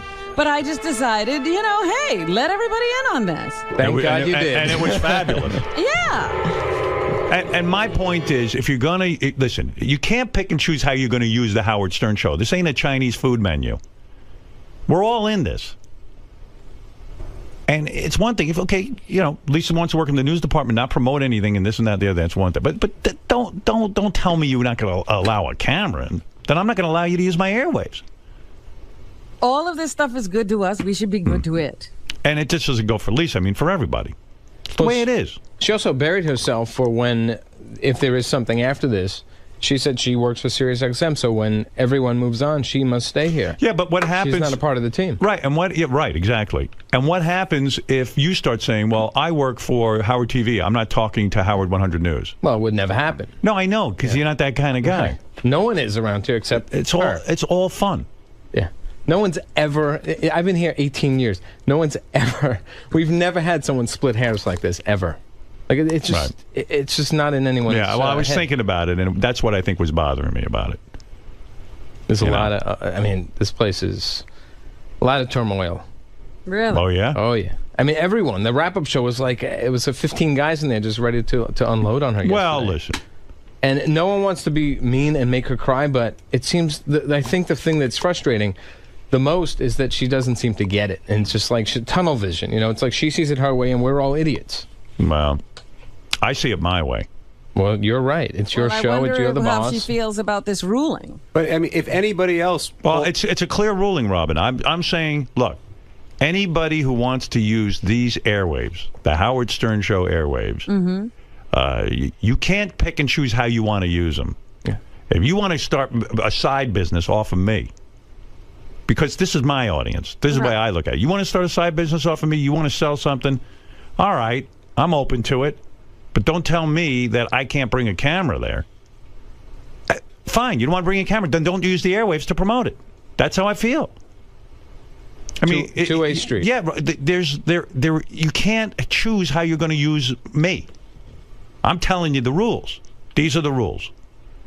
The judge has spoken. Tell your mother, Shuli, and ask her a review. Ask her to review it. It's a package deal. You can't. It's a package. Now you said something meaningful. Thank you. Package deal. That's a good term. I like that. Good for you, Shuli. And if Lisa wants clarification, or anybody else around here wants clarification, come see me. Right now. Right now is the chance to talk about it. Right, Doug? Absolutely. I mean, there's times when people don't want things on camera. Of course, we respect that always. Right. But to just shut it down is just unacceptable. Yes. The thing I don't get is putting it on Howard TV is only going to help. I mean, you may be in embarrassing situations, but ultimately, it's only going to help your product. By the way, Howard TV did a behind the scenes of me at AGT, which you sent me to watch last night, the preview. I thought you guys did a great job. Yeah, it was a lot of footage. The guys did a good job for sure. Good job on that. And then you sent me something else that was kind of fun, too. Medicated Pete? Medicated Pete on Rachel Fine. Holy my shit. God. Is that for real? Dude, either he's the best actor in the world or... What's happening? Rachel Fine on Fine Time. For those of you who have Howard TV, you got a real winner to look forward to. That is also, we use it as like a promotional show. It's on howardtv.com. I was riveted. I had dinner plans. And on howardstern.com. Yeah, you can see it. Oh, you can see it. You can see it for free. Yep. Oh, good. On howardstern.com. And howardtv.com. Yep, it's up there right now. You got to watch this. It's a free show for anybody who wants to see it. Fine Time. Rachel Fine. You know, Richie Wilson's fiance. Yes. She's on there with Medicated Pete. And Medicated Pete doesn't know how to eat. So while she's interviewing him, she offers him a cupcake. Yeah. Like one of those big cupcakes that we have outside from, what's that place? Crumbs. Crumbs, yeah. Like a big giant cupcake. And he's like, oh, you know.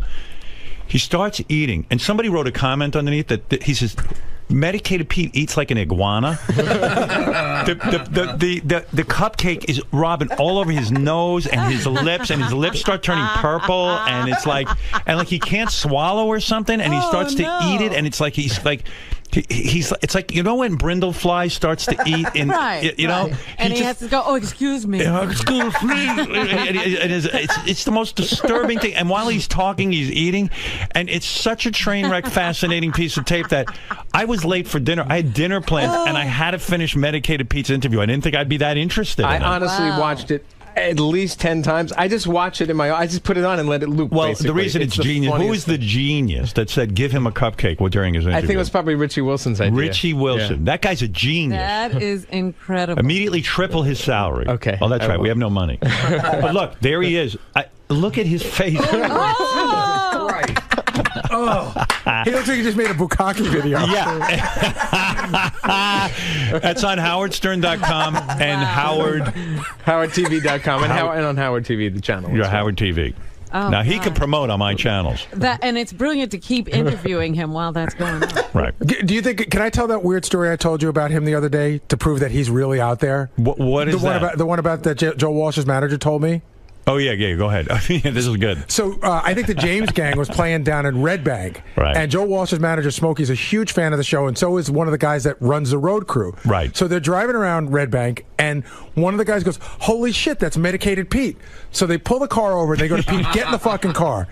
And Just Pete like that, right? Get in the fucking car. Yeah, and so Pete gets in, and they go, you're going to be roadie for a day. Pete doesn't know who these people are. He doesn't know. He gets in the car. He gets in the car with complete strangers. Right. They bring him to the gig.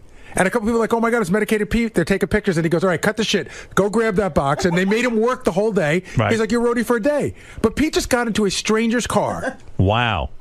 He is weird. And the weirdest part is that was a year and a half ago, and he's been here 3 times, and he's never told us that story. Yeah, how weird is that? Like something cool happened to him, and he doesn't even talk about it. Never even mentions it. Yeah. I have a feeling that happens to Pete a lot. Like people just grab him? Yeah, like he just gets into random cars. Like sometimes he's raped, sometimes he's, you know, who knows? Sometimes he never he's tells you any of sometimes he's a huge rock star's roadie. It's just whatever happens to him for the day is the day. And he's somehow still alive. It's too much. I brought him to a gig once that I did in Jersey. How'd that go? He comes to my room before the gig to get ready, and he goes to the bathroom to wash his hands, and apparently he washes his hands for like 15 minutes. Oh, he's got that, huh? So, because when I walk in, there's a lake in the bathroom, like just a huge flood of water. He's all sloppy. And he's up on stage, you know, singing Purple Rain with wet spots all over his shirt and pants. But you know what's weird about him? Like, he's probably been to the White House. Like, we don't even know it. Yeah. He's met Obama. He was probably at the Queen's Jubilee he's celebration. He's like Zelig. You know, yeah, he he's shows in all up. these historic spots, and nobody knows. Forrest Gump.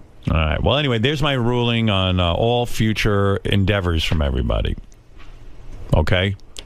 I hope you know we all know. I know. All right.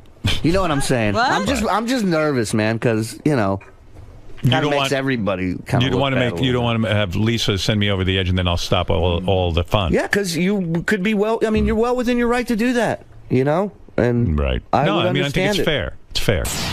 Doug, do you feel relieved that, because you've been holding this back, you've actually been protecting I never brought this up. I Right. saved her face on this. I was being professional and respectful. I don't know who brought it up. I don't really care. But someone else brought it out yesterday, and obviously it came up.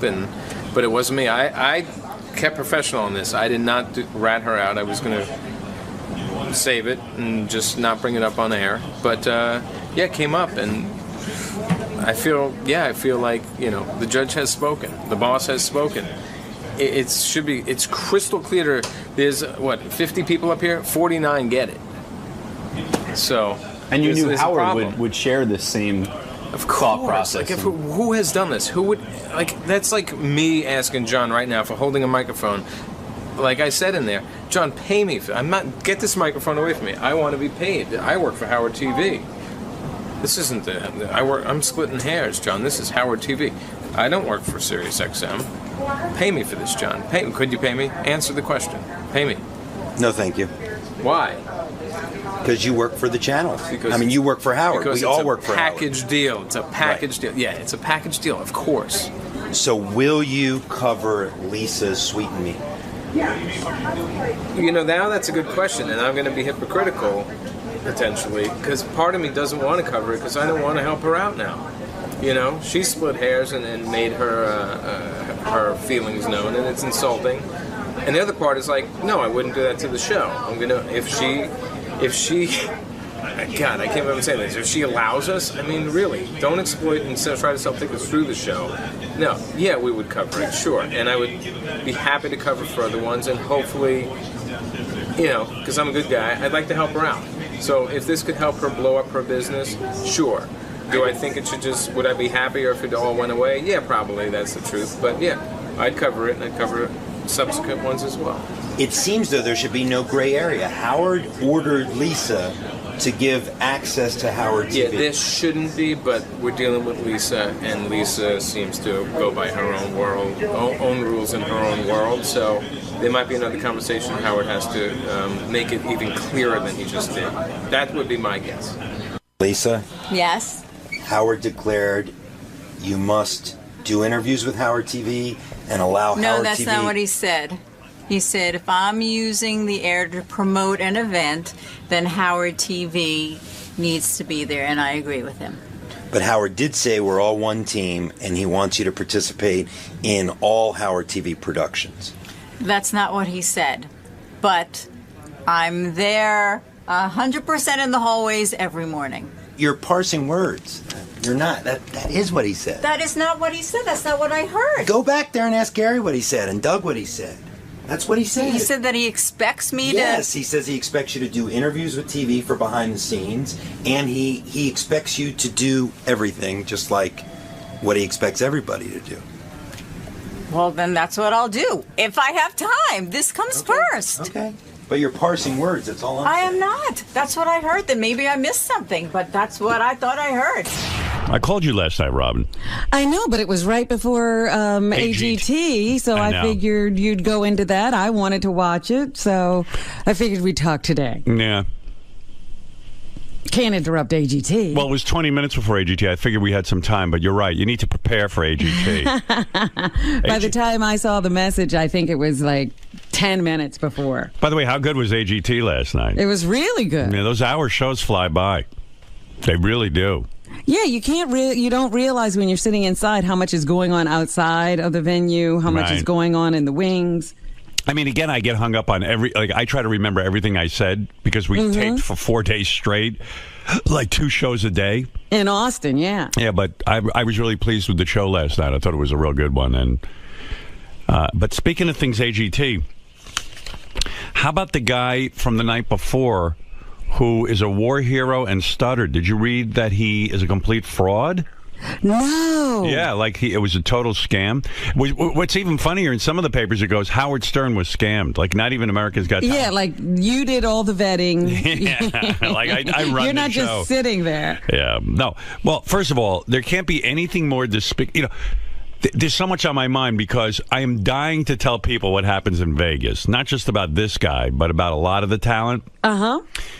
All I can say this season on America's Got Talent, if you're following along at home, expect the unexpected on every level.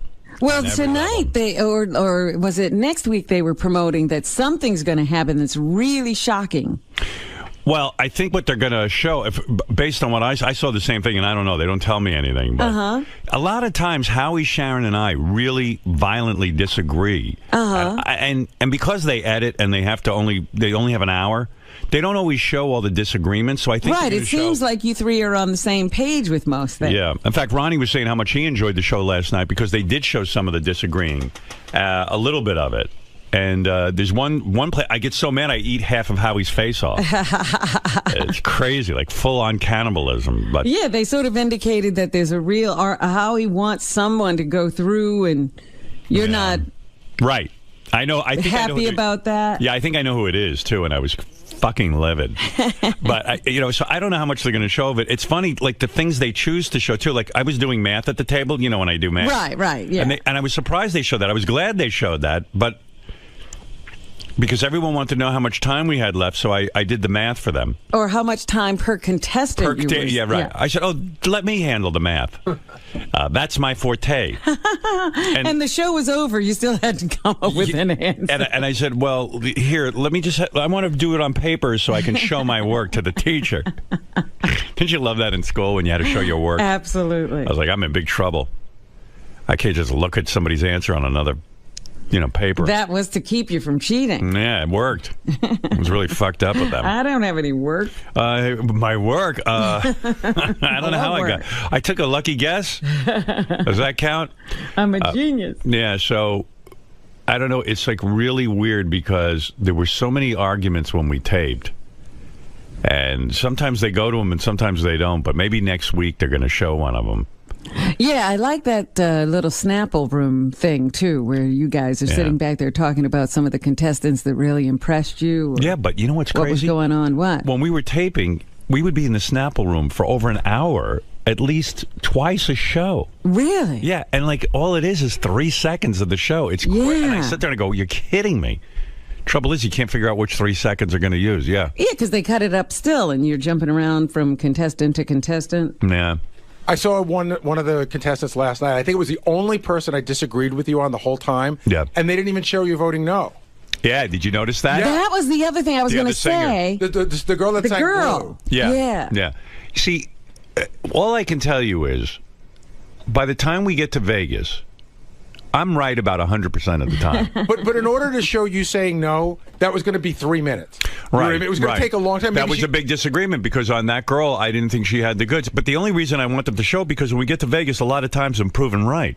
And when she started singing, I said, she's got a nice voice and everything, but she sounds like a million other people. Right. And, by the way, the thing that Howie and I disagreed on, everyone on Twitter agreed with me.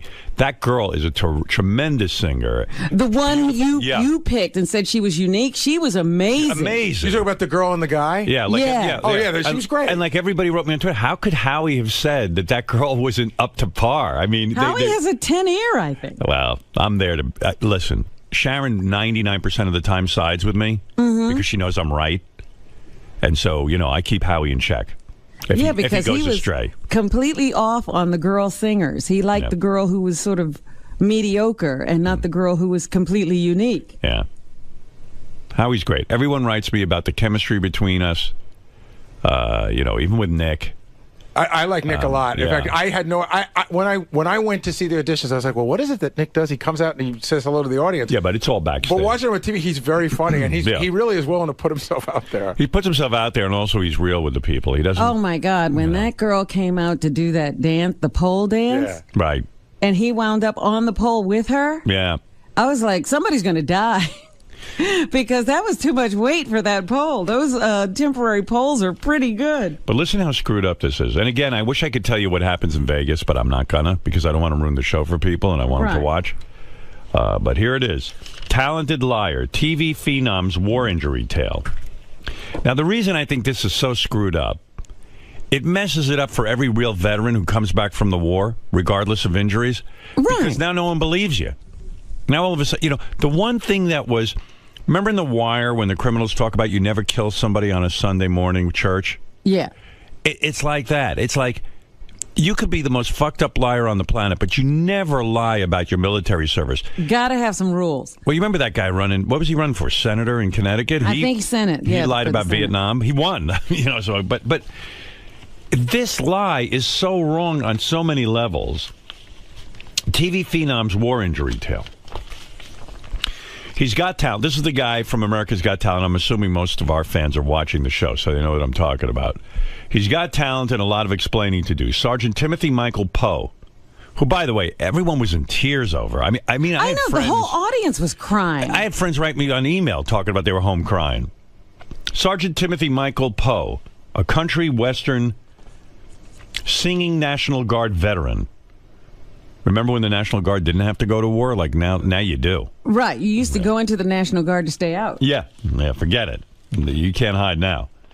Michael Poe, a country western singing National Guard veteran who knocked the socks off judges on America's Got Talent Monday night, is a stutterer who claims to have suffered a brain injury during a 2009 tour of duty. If you remember, he said he stuttered after he got blown up. Right. Yeah. Military officials said yesterday he had never been wounded. Poe, whose silky smooth rendition of Garth Brooks' If Tomorrow Never Comes, left dozens in the studio audience crying. He said he began to stutter 3 years ago when he was heard attempting to shield his men from a rocket-propelled grenade blast, and now can speak clearly only when he sings. I mean, what an involved story. And by the way, that means like some guy in the military was watching this and said, let me check this guy's record. He probably knew him, said that dude wasn't ever in any action. But if this is true, then what was this guy thinking, that he wasn't going to be discovered? Yeah, like the military doesn't watch TV? I mean, everyone is going to think he is a fucking scumbag for lying about military service and getting blown up. I don't think he really thought through what would happen if he got on TV. But the Minnesota National... But his wife was there with him, too. Hey, they have had scam artist teams before. Yeah, but no, the wife says, I don't know anything about this. Listen to this. But the Minnesota National Guard said yesterday that Poe was never injured in the line of duty, nor did he serve in the military for 14 years, as he claimed on national TV. He must be like one of those women who like gets themselves ill so people will feel bad for him. Munchausen's disease. He's got the male version of Munchausen's disease. Sergeant Timothy Michael Poe served in the Minnesota Army National Guard from December 3rd, 2002 until May 26, 2011. Let me do the math there. Real quick math. I think that's 9 years, not 14. Right. And performed as a... sorry, I didn't write it down. I don't see any work. I didn't do any work. And performed as a supply specialist, said Lieutenant Colonel Kevin Olson, a spokesman for the Minnesota Guard. Quote, his military records indicate that he served with the Minnesota National Guard in Kosovo from October 10, 2007 until July 15, 2008, and was deployed to Afghanistan from July 28, 2009 to August 30th, 2009. So he did serve, and he was in Afghanistan. Kosovo. No, it says also, he says was deployed to Afghanistan. Oh, okay. From July 28th, 2009 to August 30th, 2009. I think that's almost like a year. But I'm not sure. I'd have to really put pencil to paper. I'm not keeping No, wait, up. let's see. July 28, 2000, July. Yeah. July, September. No, what comes after July, Robin? August? August. All right. I skipped that. August. That's 1 month. Right. He was there a month. Holy smokes. Not Boy, that you can't get hurt in a month. once you do the math, and, it's complicated math, I'll admit. That's a month. I thought it was 2008 to 2009. It's 2009 to 2009. That's a month. Don't get tricked. That's a trick question, That's right, and he's not telling you what part of the month. It could have been a few weeks. He might have been there a day. Sergeant Poe's official military records do not indicate that he was injured by a grenade in combat while serving in Afghanistan in 2009, as a report said the spokesman. Poe's ex-wife, Kelly Ballard, said she had never heard her former spouse stutter like he did on the show. So it was a fake stutter. Right. Wow. There was no... Well, you notice that when he was talking to Nick, Nick said, you got through that whole sentence without a stutter? Yeah, he forgot. Like he forgot. Yeah. Holy mackerel. There was no combat injuries, said Ballard from her Texas home. I think he's developed a feel sorry for me. I feel sorry for me stutter. Oh. Boy, this really sickens me. I know. And not because it happened on America's Got Talent. I mean, in general. Just, yeah. I mean, oddly enough, this will probably bring more viewers to America's Got Talent. This is like a full-page ad for the show. So from that aspect, it's good. But for the bad part of it is for military guys who actually serve, and they're walking around with one leg blown off, and then they go and they go, can't tell their story. Yeah, you go and say, hey, yeah, I got my leg blown off in a grenade. And they, yeah, right. Yeah, Just like the guy in America's Got Talent. There was no combat injuries, said Ballard from her Texas home. I think he developed a feel sorry for me stutter. In a video detailing Poe's backstory filmed in the Austin, Texas auditions from Monday's show, the country singer said that in Afghanistan he volunteered to clear buildings and help rescue wounded people, and one day someone armed with a rocket-propelled grenade launched open fire. How the fuck did he do this? With a straight face. Somebody told him a story, and he decided to make it his own, probably. I saw it coming down, and by the time I turned and went to jump on top of my guys, I yelled grenade, and the blast had hit me, Poe said. You know what's amazing, too? They didn't even show my whole speech to him. I was talking about his service, and... Well, you thanked him. I did, but I did a lot more. They have to edit it down. Thank goodness they didn't show him. And I remember, I thought I was about to lose it and cry for the guy. That's how upset I was for him. Yeah, thank goodness they saved you with the editing. Yeah. I could have looked like a real pussy. I saw it coming down, and by the time I turned and went to jump on top of my guys, like he's a huge hero.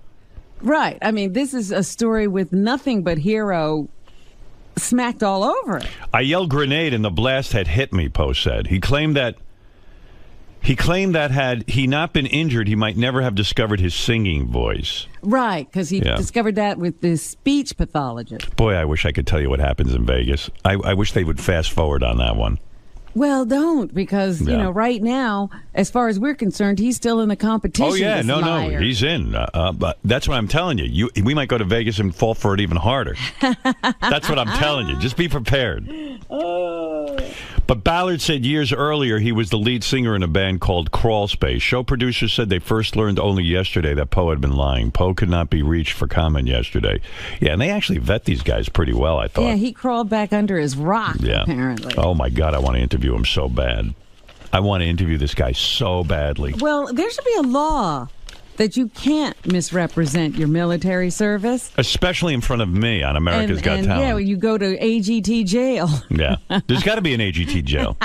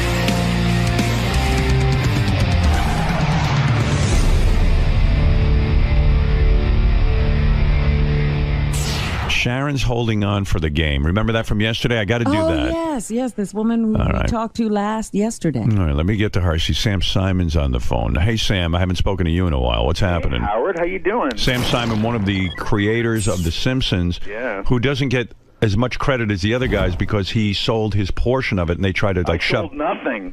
Well, No, I mean, but he left. He left, but he shouldn't have because those guys try to act like Sam had nothing to do with it, but he really they don't. I think they do, because when I saw the Hollywood Reporter article and stuff, I was like, hey, why is Sam not more prominent in this? Sam had a lot to do with it. Years, and I left after the 4th year. I heard the drawings were really shitty until Sam took over. Oh, that's true. There you go. All right, Sam. Anyway, what's on your mind? Well, I got a few things. And first of all, I want to thank you for AGT. It's my favorite show on TV. Isn't that a shock? Because of you. I was sick of the talent shows. I just was done with that stuff, and now I am so into this. I'm looking forward to the live shows and Me too. finding the winner and all that stuff. I got to tell you, I am so thrilled by a couple of things that have happened. That I get a lot of email and tweets and things from people who say, you know, I kind of gone away from not only America's Got Talent, but all these talent shows, and we feel like you revitalized that. I get so proud. Howard, that it's the same thing that you did with radio. It was boring, it was over, and you have brought some unpredictability to it. Yeah, I'm very excited about that. And I'm also excited that people are telling me that 99% of them are watching the show with their kids, and they're like, they can't believe that their kids are Howard Stern fans.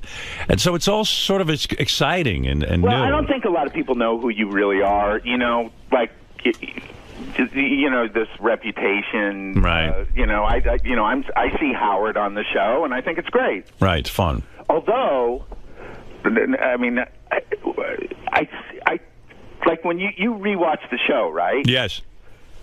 When you saw this mentalist, right, psychic, what was he? Yep. The mind reader. The mind reader. The mind reader. Like, could you tell how he did that? Well, I actually know because I've employed a few mentalists. Oh, okay. But I tell you the truth, I thought that guy was terrific. Yeah, we know there's no real such thing as a mind reader. Right, we know it's a trick. Yes, of course. But he did a wonderful job because what I loved about him is, I don't know how you felt about him, Sam, but I thought he was very unassuming, you know. I've had guys do that kind of thing, and the way I judge is I say, you know, this guy's got something interesting. He's got a good presentation. Let me see what else he's got. Does he have a show in him, or is he just a one-trick pony? And that's my criteria. Well, no, I mean, I liked him, and I thought he did a good job. I thought the stuff he was saying was really good, but I don't know anything about magic, but I think yeah, but you think you know. But I think I know. Yeah, like people tweeted me. They go, "Oh, he must have had an earpiece in." No, there was no earpiece. Someone else goes, "He must be able to see underneath the tape, like from. He must be able to go look down." I think that's part of it. Yeah, this is all of the stuff. But for those of you who thought that he had a partner in the audience and a remote control thing, the producers told me afterwards. I said the guy did a great job. They said to me, for sure, he doesn't have a shill in the audience because he had to perform it for us in a room without anyone in it. I mean, I guess he but so he I don't think provided that's what he did. He provided his own mask, basically. But I don't want to. I mean, I actually know something about this. Okay, but. I thought he did a terrific job, and most people who are not, privy to how these things are done, were tweeting me. They go, "Is that guy for real? Is he really able to read minds?" And so, people are fascinated by this thing. It's one of the oldest tricks, but it's still very fascinating to people. Okay, well, listen, I love AGT, but there's a show I really don't like. What's that? It's called Fast Food Mania, and it stars someone that I do like, and his name is John Hine. Well, I'll be watching the show tonight. I haven't seen it yet. Well, what's wrong with it for you? Are you objecting to what he's promoting? I'm glad you're here. I hope you're feeling better. Thank you. But you're objecting to. Side with this, I heard you say you liked it. I liked it as a show. Do I like the fact that he's telling people to eat that sort of food? Oh, of course not. God, Robin, he's not just. It is a celebration of gluttony and animal abuse and global warming that is beyond belief. Well, I got to defend John for a second. I have not seen the show yet, but listen, Sam, let's be realistic. A lot of people love fast food, and John loves fast food. What? Well, I'm saying if you're a fan of fast food, sitting and watching John gloriously kiss the ground where Colonel Sanders once walked is the funniest thing in the world to me. He could not kiss the ground where Colonel Sanders. Osama bin Laden was born on television. You're comparing Colonel Sanders who kills chickens to Osama bin Laden? Oh, I will compare that. I'll tell you why. Because obesity kills 100 million people, and Osama bin Laden killed 3. But you're thinking too much. Yeah, but this is a killing by choice. Sam. People choose this. Sam, What, the chickens choose to be killed? road? I said Sam. the people choose it. Sam, you're thinking too much. No. John, do you want to defend your show? Listen, wait a minute. Kentucky Fried Chicken is the most notorious slaughterer of animals in the world. His Holiness, the Dalai Lama has called for a boycott of Kentucky Fried Chicken because they use the cruelest, most outdated methods in the world to kill 1 billion chickens a year. Sam, you're talking to a guy who doesn't. I don't eat any birds anymore. Okay. I still eat and fish. I don't eat meat at all. Yeah, right. So we understand the politics of this. But what about the planet? Laura, let's talk to John Hein. John, how do you defend yourself? Sam Simon is watching your show. Or will you be going into the methods that this meat is derived? Yeah, John, why are you not visiting Kentucky? Wait a second, John. Why are you not? Creatures that can suffer, John. John, why are you not visiting? Howard, in the main title of the show, listen. Say somebody feels that. Well, I want to eat a hamburger. In the main title of the show, John Hein is eating a hamburger that is 18 inches tall, and he looks like he's in heaven. It's got about 25 patties in it, and grease and cheese spilling out from everyone. It's the most disgusting thing you've ever seen in your life. And he's in bliss. And he looks like he's in heaven. Well, let me say something, because this needs to be said. Why are you taking his side? Well, hold on a second. Because you're out of your fucking mind, Sam. That's why. John, will you personally visit the slaughterhouse where Kentucky Fried Chicken kills their chickens? They won't let him in. Howard, we did, but that got lost in the edit. I see. Oh, So, really? Yeah, Oh, no, of course we're not going to do that. That's not what the show is about. The show is about your joy of fast food. Of course, I understand what Sam's saying. Right. But to blame... Hold on, Sam. I listened to you. Okay, you're right. But to blame obesity on the fact that these places... No one's forcing you to go there. No one's telling you to eat the food. That's your choice, whether you want to or not. You could make the point that Homer Simpson glorifies donuts and gluttony. Oh, I was getting to Homer. Oh, you were? Yeah, which is Sam's... He's a vegetarian. Creation. He's a vegetarian. Homer Simpson's a vegetarian? Lisa, the daughter. Oh, Lisa. Oh, Lisa's okay. a vegetarian. Sam, I understand your point, and the show clearly isn't for you, but we're not telling... I politically agree with Sam about a lot of the slaughtering methods and obesity. John, you go people make a choice, but they're not making an informed choice. You are flooded with your show is a commercial for fast food. Where's the other side? It's one big commercial. But Sam, I think the fun of it is that it's fun. Yes, the fun. Now, It's come to on. put out of your mind how bad it is. No, the fun is to watch a guy kill himself. Right. And enjoy when it. John pulls out that gun that shoots the sour cream, and he's talking about what a great invention it is. Yeah, I mean that's great. He's never been in a Taco Bell in his life. You don't see the humor in that? Well, wait. This is what I would like. Howard, you like Paul McCartney, right? Love him. So does John Hein. John? Absolutely. Yeah. Okay. He did a short film. It's called Glass Walls. Right. It's about. It's on YouTube. Go to John. Howard, make John go to YouTube. Okay. Go ahead. And make him watch this 10-minute film about where meat comes from. Now, John, I'm your boss. Don't make me go to YouTube. You have to go to YouTube. Don't make me go to YouTube, Howard. Well, watch it. Listen, Sam watched you. You should watch his. Hey, I've seen Super Size Me. I read Fast Food Nation. I will watch the film that you're suggesting. But it's not going to make him stop. And then we'll come back for season 2 and go to different places. No, it will. No, what are you saying? And John will be as powerful a spokesman for veganism as he is for whatever. Fast food mania. Fast food mania. Listen, Sam, John is killing himself. He's huge. He's diabetic. He eats shitty food every single day of his life. Actually, that's not entirely true. That's close. What about this, John? You love your kids. I do. You don't look very healthy on the show. First of all, I don't know. Yeah, but his kids are getting older now. They don't need him that much. I don't know what the obesity rate in the.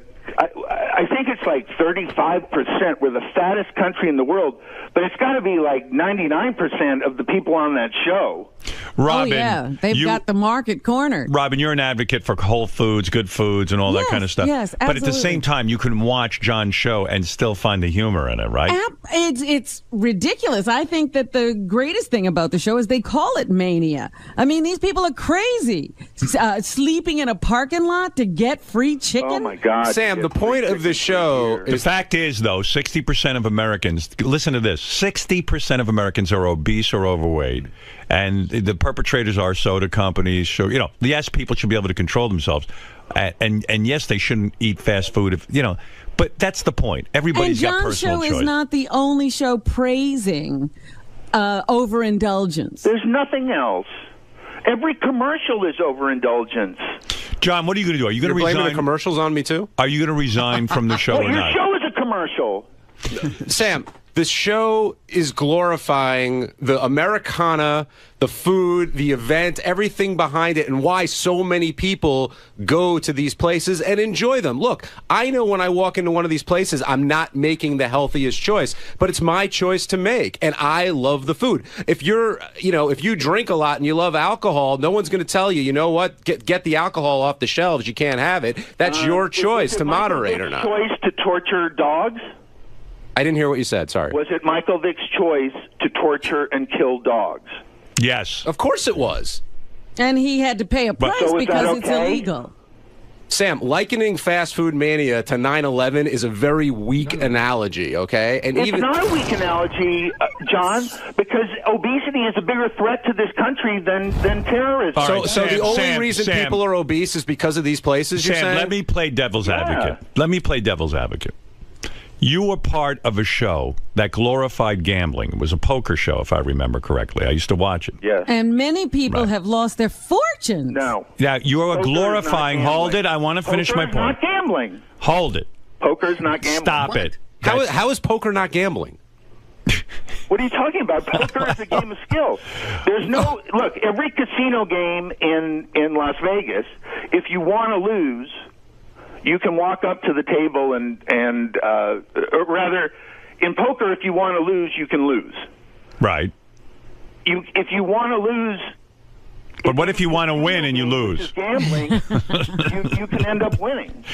Poker is a game where you could lose a lot of money even because you think you're going to win because you think you know what you're doing. Right. It is a game that has cost people their lives. Right.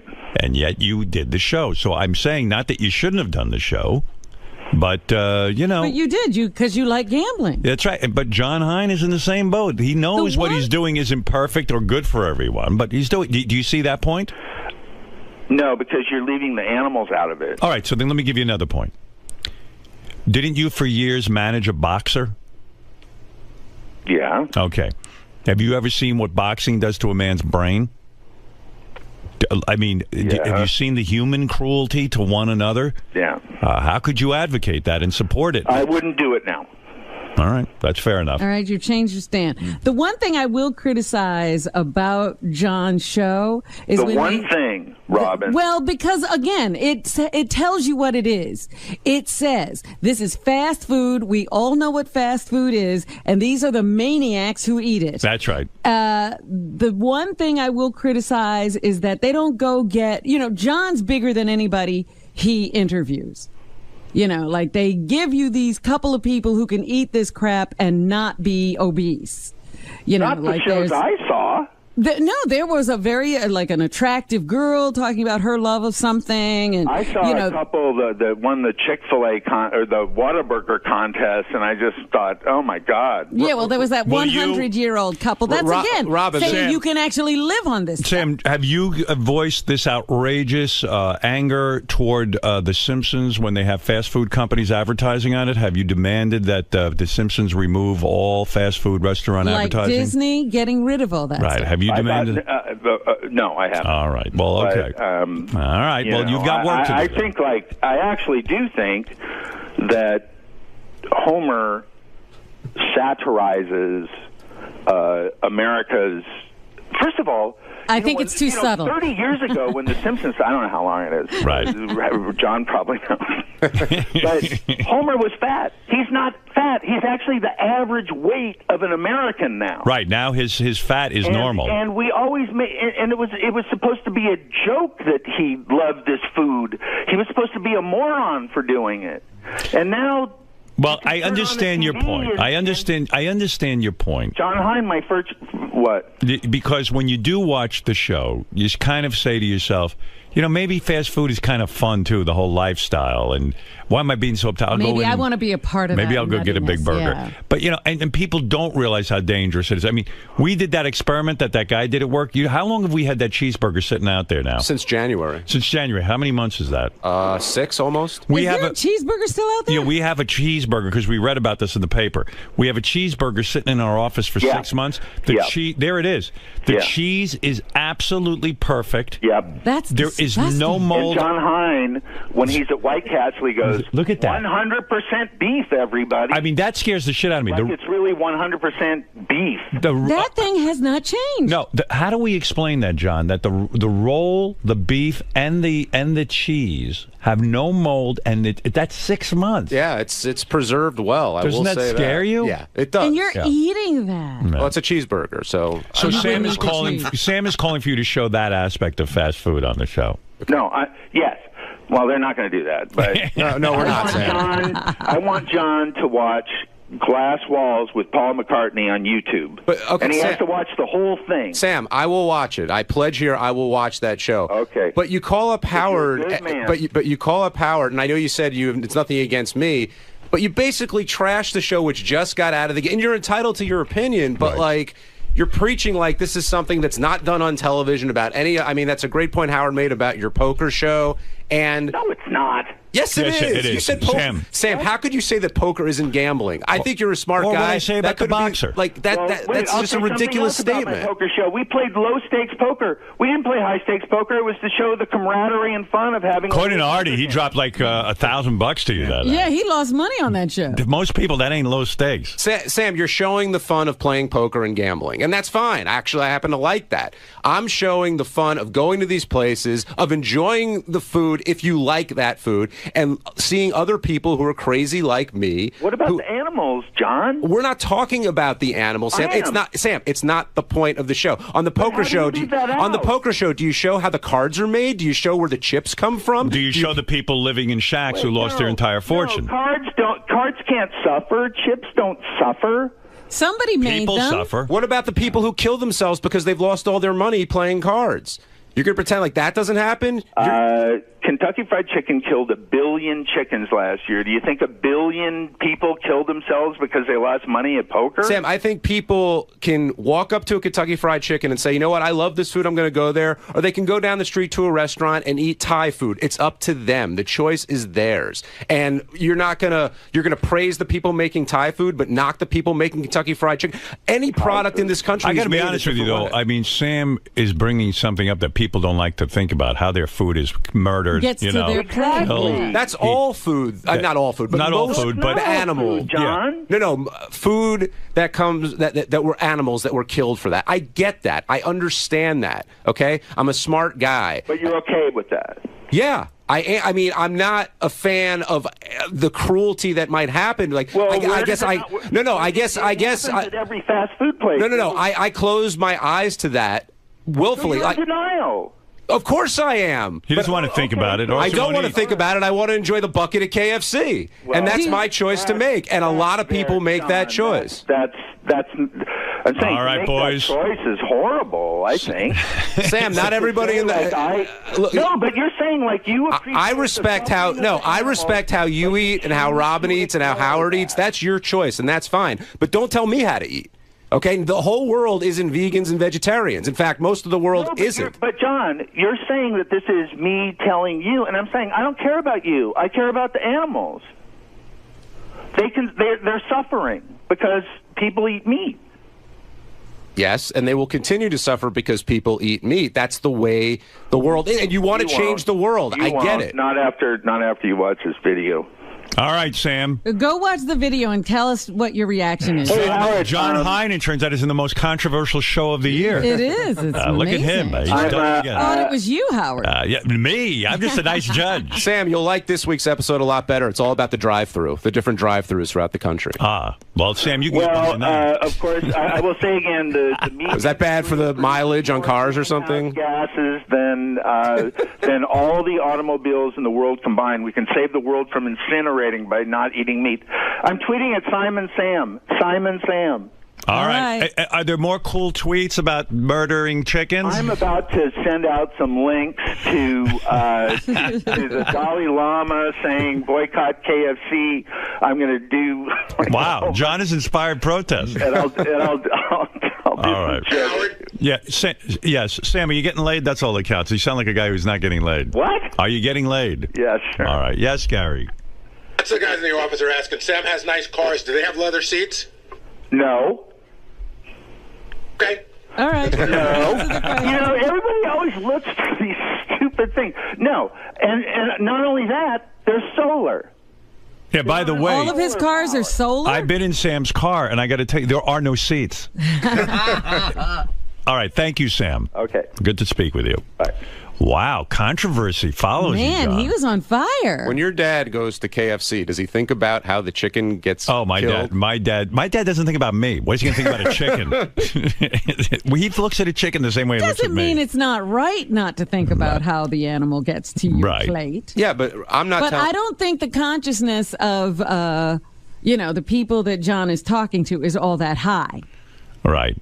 They're All not right. caring about where it comes from or how it got there. Well, if anything, you should thank Sam. That's got to be an excellent commercial for your new show. Yeah, I think so. But the logic that poker isn't gambling, and he kind of lost me a little bit there. Look, anything that people like, they like to defend. Look at you. Of course. That's it. All right, Robin interesting. just called me dumb, but I don't care. I mean, No. I I didn't say you were dumb. I said the people you're talking to. Hey, you're like the professor of dumb people. I feel so much better. All right, Big John. There you go. John Hein, when is the show on? It's on Sunday nights at 10 o'clock on Destination America. No need to give out what channel Destination America is. Everyone knows. Everybody knows it. That's America's channel. Exactly. All right, Thank you, John. Poor guy's got one fucking show on Destination America. Sam found it. Sam is screaming about a show nobody sees. Yeah, I mean, yeah. By Sam screaming about it, he actually got them some audience. He's going to make it a hit. John. Yes? Well, first off, don't they say all press is good press? I hope so. At first, I was really ticked because it seems like Sam went out of his way to knock the show. Right. But in listening to his argument, I know he's a big animal rights advocate, and I really do respect that. But I think he's kind of missing the point when it comes to this show. We're all about the celebration of fast food and exploring why people eat it and the history behind it. And he's just looking at how the food gets killed. And I think whenever anybody goes into any restaurant, you're not necessarily thinking about that. You're just enjoying the food. And that's the point I was trying to make. And Sam is just another hypocrite with another. We're all hypocrites, and we all have vices, and we all do things that, we all have things that we're passionate about. But when you guys pointed the finger towards him with gambling, with being a boxing manager, with the way The Simpsons portray certain elements of society, he really had no argument. I'm glad Howard brought that up. He argued it much better than I did, and it's true. I mean, I love to gamble, but you're kidding. Poker isn't gambling? Right. That's just a stupid thing to say. And with managing the boxers, though I said he wouldn't do it now, you get in the ring, you're taking your life in your hands. I'm not knocking either of those things, but people understand the consequences of what they're doing and then make their decisions accordingly. And that's all I'm saying about this. Plus, this is more about, having kids that had birthday parties at these places when they were 6 years old. The goofiness and the wackiness and the fun. This isn't a hard-hitting documentary on cuisine. That's not the point of the show. It's just to have fun at these places that so many people go to. Right, it's about the culture and nostalgia associated. Absolutely. All right, Sharon, I've kept you on hold long enough. I promised you I would get to you first thing in the morning. Oh, it's no problem. All right, Sharon. Sharon wants to play a game. I have a Bigfoot game for her. It's time to play Bigfoot Game. How is the Bigfoot game played? Glad you asked that. The Bigfoot game is very simple. If you're playing along at home, have fun and get our home game as well. The game is played very simply. We ask Bigfoot a question. Let me give you a sample. Here's the first question. This doesn't count. This is just a practice question to get you familiar with the game. We ask a question like this. What is Bin Laden's first name? All right. Now, Bin Laden, as you know, is Osama Bin Laden. And most Americans know that name. It's gone down in infamy. But does Bigfoot know the name? But Bigfoot lives in Vermont. He's isolated. I don't know his intelligence level, but it doesn't seem all that high. And so, you'd sit there and you debate it in your head, but you got to come up. It's, listen, you got a 50-50 chance. The big thing about these games is that Bigfoot does know something. Well, we just don't know what it is. That's right. You got to tap into the Bigfoot mentality. Like, for example, I would say he probably does know Osama bin Laden. Really? Yeah, I would think so. No. You would say no. What would you say, Robin? I think he must know Osama bin Laden. Right. So this doesn't count. This is just to see where his head's at. Let's find out. Bob bin Laden. Well, actually, that's. It's right in a way. His real first name is Robert. He changed it. No, you would have been right, Sharon. You would have won. Yeah. Okay. So there we go. All right. So we're going to play the Bigfoot game now. Now, Sharon, in order to get this fabulous gift of the iPad, which I love, and Citrix was kind enough to give it to us. Yes. In order to get it, you've got to get 3 out of 5 right. Oh my gosh. Okay. Yeah. Okay. So let's start with your first question in the Bigfoot game. All right. Here we go. What is H2O? What is H2O? Now, you must know that, Sharon, right? Yeah, I know what that is. What is H2O? It's water. Water. That is correct. Now, get inside the head of Bigfoot. Absolutely not.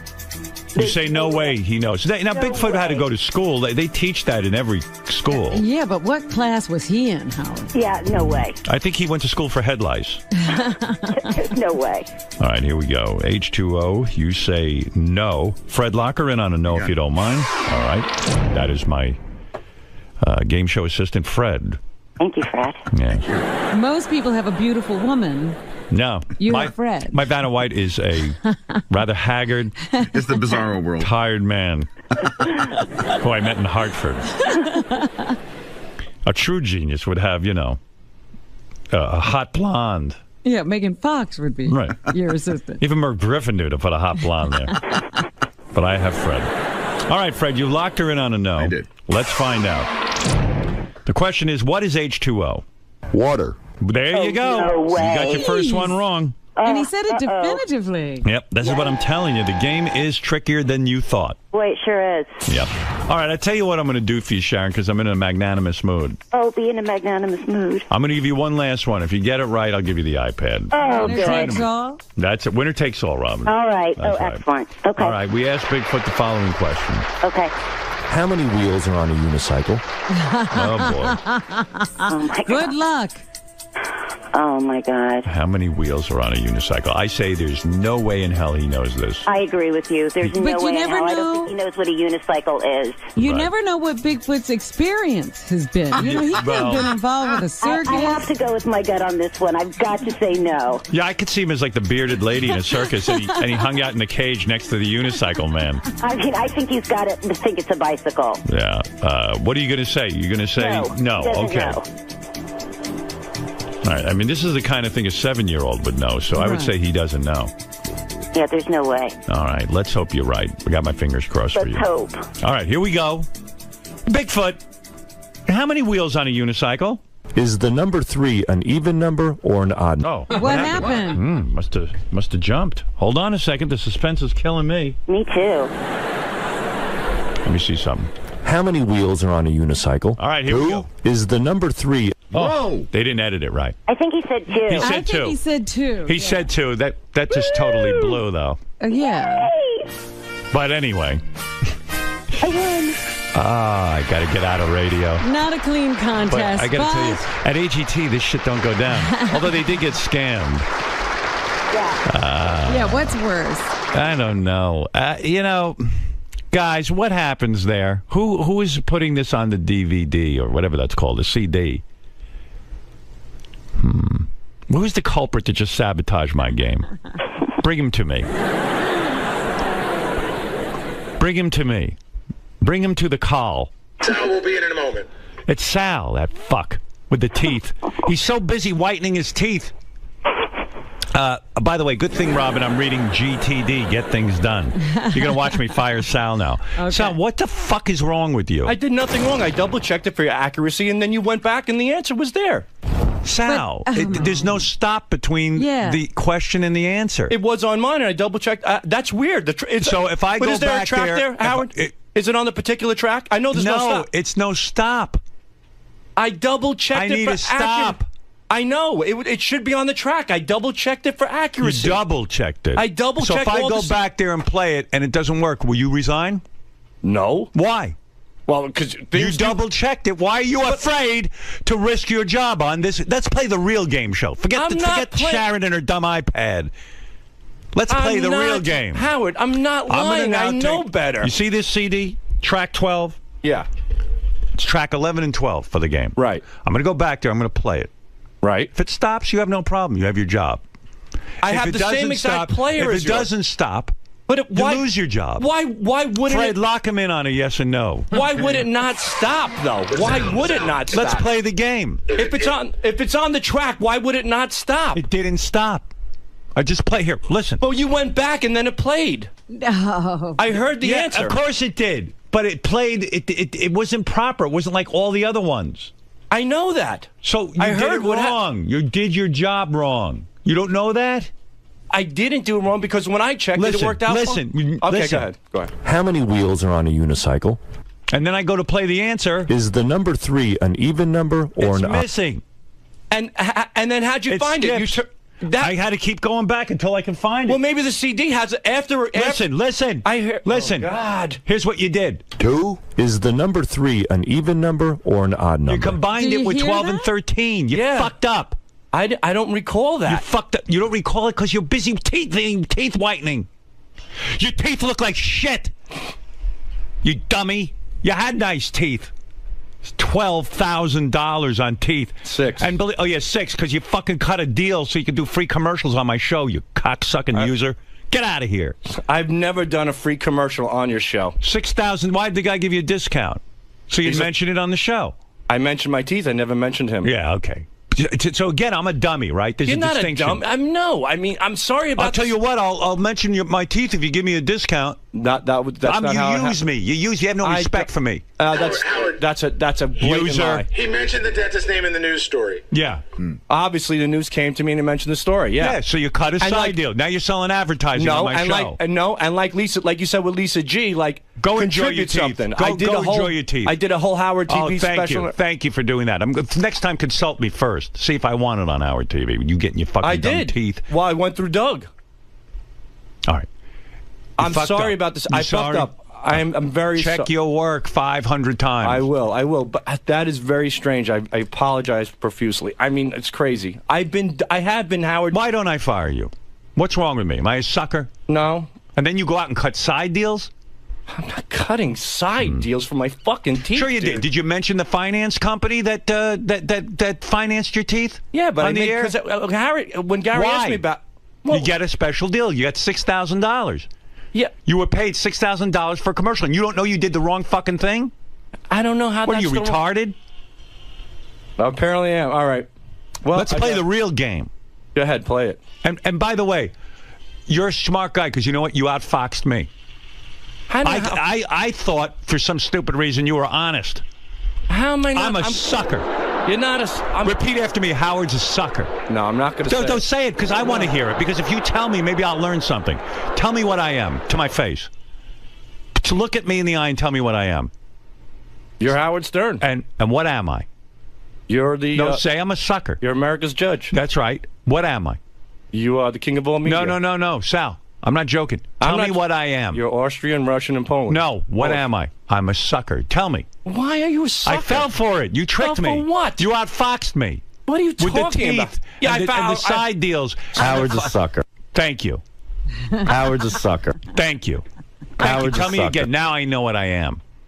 What a sap I am. Howard's a What's sucker. going on? He got his teeth at a discount for a commercial? Yeah. He cuts deals. And if he had come to me like a human being and say, hey, Howard, I'm trying to get my teeth whitened.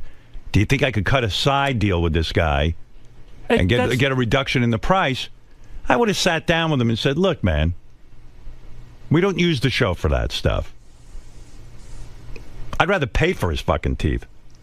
First of all, his teeth are ridiculous. He didn't need these teeth. You know, I mean, I could understand it if it was for something. Robin, you got breast reduction. You didn't need that. Did you need breast reduction? I didn't get a And you talk about your tits every day. I didn't get a discount. I don't Never mentioned the doctor. Well, discount or not, there's discounts every day. If I go out and buy a pair of jeans at a discount, am I using it for the show? You I'm still got the paying out of my discount pocket. because of my show. Absolutely. There is. You used me. I didn't use you. You just said absolutely. You got a discount because of the show. There's a relationship so to the show. So you came in here and it's told inevitable. the guy. I work at the show. You told the guy, don't worry, pal. Howard will... No, I he's never such a said sucker. that. I swear on my children. David Letterman's staff is able to cut side deals for whitening their teeth, and then they go, don't worry, Dave's a fucking sucker. I'll get Howard's on camera. sucker. I'm No. a sucker. Tell me. I'm to my You're face. not a sucker. No, I am. It's That's okay. not the deal. I was Tell me what I am. I was Howard's a approached to sucker. get my teeth No, come done. on, man. I was Tell me approached. what I am. Don't be a pussy. I'm not being a pussy. I'm being Howard's for real. a If I was a sucker. fucking pussy, You're I'd call you a pussy. sucker. You're a fucking no, pussy. No, Howard's a if I sucker. was Tell me a what pussy, I am. Tell the world what I am. I'm a sucker. How the fuck are you a sucker? 'Cause I got a fell for it. discount on teeth. If you I worked never for even mentioned Letterman, it. do you think you would have snuck on the show and mentioned your discount for teeth? No, and I didn't sneak on the That's show. why you won't work for Letterman. I didn't sneak on Howard's the a show. sucker. I don't want to work I'm for a Letterman. sucker. Howard's a You're sucker. not a sucker. I am. Howard's a Sal, sucker. you outsmarted me. I go I around thinking outsmarted I'm you. smarter than Sal. I got my fucking You're teeth done. smarter It's than my me. business. You're smarter than Listen, me. if I work here, certain things come up. Oh, Howard's a sucker. okay. When I told when the my dentist when I that caught you my could wife get on cheating here. on me, was I a sucker then? You told. No, it was contributed to the show because I work here. I No. get my teeth No, done. no, I didn't tell him That that. is Don't not put the words same in my thing. mouth. Yes, you did. I did not tell him that. I swear on my kids. Bullshit. I did not. Bullshit. He came up to me at a club and he said he could help me with my teeth and give me a discount. And that's exactly what I did. And then I went to Doug and said, I'm getting my teeth done. Would you like to tape it? And he said yes. And I never mentioned the fucking guy's name on the air ever. Only on my Bullshit. Twitter. It's not bullshit, dude. That's bullshit. Bullshit. What you're saying is bullshit. Bullshit. Fucking maniac. I'm gonna have a heart attack. Would you go back and fucking stop looking at yourself in the mirror with your teeth and your tanning and make sure when you put together a game that you do it right? I'm very, very sorry. These things do happen. They're technical issues. They do happen. They are inevitable. All the computers around here. I've been trying to get a new computer for 3 months. You know what the guy said to me today, Suresh? What'd he say? He says, we have to wait till a whole bunch of computers break down because SiriusXM won't just fund one computer. Let me tell you something about this company. They've lost interest in this show. They take it for granted. You should have a computer inside of 3 seconds. I know. If it wasn't for this show and what we do. See, now you got me off track from yelling at you. You can fuck. yell at me again. I am don't care. stupid. But You're this is not. the truth. Because now you brought up a topic that's even worse than your teeth. And you know what that is? Crazy. Yeah, that's crazy. You should have a computer in 3 seconds. Because I have to remind this company, even though they don't listen, the reason the whole thing exists, the reason that one guy's trying to buy the company from the other guy, the reason there was a merger, the reason everything happened was one reason. This show. This show, that's it. There's no other reason. And this fucking imbecile with his teeth can't get a computer. I asked the guy, I go, you know, the computers are slowing down. I go, I know you have virus software. He goes, yeah, but we don't have spy software. I go, why don't you put the fucking anti-spy software in the computers? Right. He says they won't fund it. And they said... They won't fund it. And by the way, all of your computers here, he says, particularly in Studio 69, you guys do not have spyware, anti-software. Oh, you want to know why? And he goes, you know what they said to him? What? They go, if the spyware should happen to come in, just wipe out their computers and reboot everything. And it's just crazy. You know what it is? It's a tell you penny wanna know wise, the dollar reason why? foolish. Because I'm the enemy. Don't you know that? Don't you Yeah. know every company I've worked for and built up, I become the enemy because they all get jealous? It's happened everywhere. I thought it was going to be different here. But things rapidly changed. Mm-hmm. I'm the enemy. I'm the enemy. You are. I'm always the enemy. Even to Sal. I caused a merger of 2 companies when XM was clobbering this company. You think the computer would... Do you think that if I ran this company, I'd say, you know what? I'm going to get rid of an entire channel just to make sure you guys have a computer. Exactly. They could get rid of 500 of these channels, and they'd still... And nobody'd even notice. No one would even know. Right. We requested a Dolby Audition software all right. update. Listen, just do me a favor. He got you off track. He did. He did get me off track. Shut up, Fooey. Howard's a sucker. He outfoxed me. Go back Howard's a sucker. Go back to taking your nap. There's nothing more disgraceful and disgusting than going to sleep on the most popular radio show in the world. Don't talk to me about a technical glitch. It's a technical glitch. Technical glitch. You didn't It was listen all to the time. CD. If you did, you didn't check your work. I want you to admit you didn't check it. I swear to God, I checked it. I swear to God. And you know what? And I'll tell you what. Impossible. And I remember. You didn't And check your work. I'll break it down for you specifically. I remember turning it back. I remember that jump. I remember it. And then I turned it back, and then the track played. Impossible. But what I remember, my CD player is no different than yours. I know it's not, but I'm saying like I remember. CD player. I'm telling you specifically. I recall. Gary, go back in Sal's room and play it back. I guarantee. No, you it I'm won't saying work. to you that it jumped in my computer, but when I turned the dial back, it played. Okay. But if it jumped in your computer, so you that heard would be, it without it working, and then it played, and then you just said to yourself, "Okay, now it works." No, it played at the answer to. Listen to what you just said. Right. Listen to what you just said. No, I didn't. No. Yes, that's just what I you guess said. so. I guess so in some odd way. In some odd way. Nothing odd about it. What you just said was, I played it, it jumped. Then I played it again, and it was fine. And then I gave it to Howard. That's right. That's why you're a fuck up. I went through. Listen to me. And then I went Listen through to the me. rest of the tracks. Listen to me. I can't have this. I can't go through a contest and have that. I know that. And you know what? In the past year, Sal, there haven't been any. Teeth are unimportant. I agree. All right, fine. You think you're going to have some movie career because of your dumb teeth? We're doing a few films. You work for me. I'm the only one paying you. I know. Trust me. There's nobody. There's a few shitty, what he calls independent films, which means they're not even independent films. Independent films rejected these films. They don't have a name yet for what these films are. They haven't figured out a name yet for them. Like this, you know how there's like the independent film, small film. You hear an actress going, "I'm in a very small film." This film is so fucking small. They haven't figured out how to give it a word, like microscopic films. They're coming up with a new term. I think it's called straight to DVD. Yeah, well, DVD. There'll never be a DVD. Straight to video cassette. I mean, it's unbelievable. Teeth are not a career. Let me tell you something. If teeth were a career, Gary would be king of entertainment. Use your head. And Sal, by the way, film you needed new teeth. One last thing. I yelled at Sal the whole way. I go, "Sal, what happened?" And he goes, "It played. It got the answer." He goes, "You owe me a fucking apology." So now that you know what's wrong, do you owe me an apology? Yes, I do. Oh, okay. You're damn right. If you're in your studio and you see something screws up, and then you go back and check it, and it plays, there's a 50-50 chance there's something wrong. I agree. And when I turned it back and it played, then I went forward and the rest of the tracks played. But what you should have done is started over again and just played it the way Howard would play it and see if that same thing happened again. You don't shit your pants about me. You know why? Because I don't fire anybody. Oh, I do shit. And I'm reading Getting Things Done. I don't sleep at night. I don't sleep at night. You don't sleep at night because you don't get any pussy. Well, that's another story. I jerked off last night. I came hard. I slept like a rock. I jerked off last night. So you're not getting any pussy either if you jerked off? Well, my wife wasn't home. God bless you. If she was home, I would add some. Mine was. That's the problem. That's right. I'm only kidding. Yeah, good, nice teeth. I'm only kidding. He's got the whitest teeth on the show now. Whiter than yours, Gary. You know, I have to say, when I got my teeth, as bad as they are, when I got my teeth, the dentist came to me, and it's like women getting tits. He goes, "Here's the thing of colors, right?" Yeah. And so, of course, I point to Sal's color. I thought you point to a piece of shit because that's what they look like. I point to Sal's color. My dentist goes, "Listen, you can't put that color on. It's ridiculous." Right. He goes, "You got to go to a color that's more in line with the rest of your teeth. Otherwise, it's going to look ridiculous." Oh, now Sal's dentist is on the phone, so he's really going to get what he wants. No, don't. Sharon, hold on. I'll give you your prize. Hold on. Okay. Yes, doctor. This is Dr. Bean, Sal's dentist, I guess. Yes, doctor. Hello, how are you? I'm good. How are you? First of all, I've been a fan for 32 years. Thank you. I've been listening to the show forever. Thank you. You are amazing on AGT. My wife loves you, which she never, ever would ever listen to you, and now she loves you. The Thank you, kids Doctor. love you. The kids love you. So what happened with Sal, he had originally, one of the dentists did his gums, who's my client. You know, we work together, the gum doctor and the teeth doctor. We work together. So he said, he called me up, said, Sal from the Stern Show wants to do his teeth.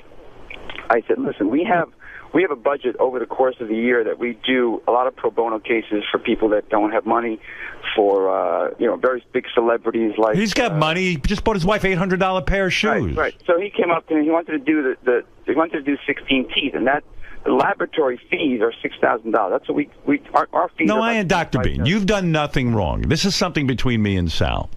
Okay. My first what of all, what Sal has done is... It's Dr. Dean, not Bean. Oh, Dr. Dean. Bean is funnier, though. It is. Well, that's my other staff I should fire. They My put teeth look like beans. They put up Dr. Bean. That's, again, another faux pas. See, things do happen. Oh, things do happen. Unfortunately, they do not. But listen, you want to make sure those margins are not tight. Come on, Sal. Check your work. You're so busy with the teeth and your independent film. I'm not. I swear to you, Howard. This is certainly a priority. Sal, when something screws up, you go. You know what? If the dentist did that to your teeth, you'd be pretty fucking pissed, wouldn't you? He didn't have room for mistakes. Absolutely not. All right. So he wanted to do 16. I said, listen, Sal, I didn't know you were out of budget. When you guys went on the show and said, he's spending all his money, I really felt terrible. I said, hey, you know what you should have said to him? You should say, well, you don't have the money, sir. Leave. No, but what happens with Sal is, it's known he's on my show, and everyone knows. Everyone can walk in here and somehow finagle, this guy mentioning his teeth, mentioning this, mentioning that. So what happened was I said, let's just do the 8 teeth. I'll bond the bottoms. I said, no problem with that. I'll take care. I still look great. And then I said, what kind of color do you want? He goes, I want them to look real. I want them to look white.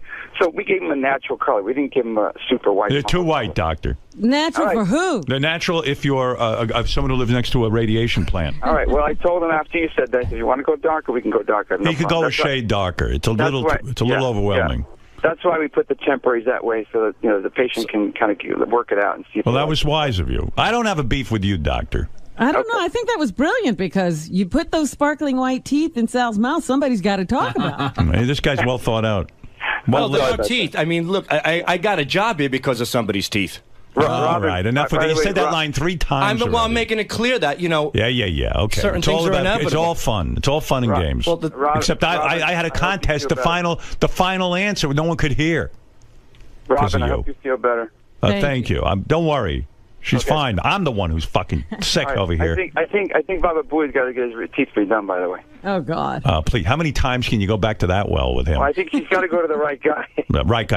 I think you'd have to go to another planet to find the right guy. There's no right guy for his Trust teeth. me. If you had to work on his teeth and your final project at dental school was working on him, they would never let you have a license because he's impossible to cure. All right. Thank you, Dr. Dean. Okay. All right. Say hi to Kurt Volkheimer. Right. Howard's a sucker. Seems like a nice man, Dr. Dean. Okay. All right, Gary. Howard, before I go any further. What are you, stuttering now? What were you, in a war?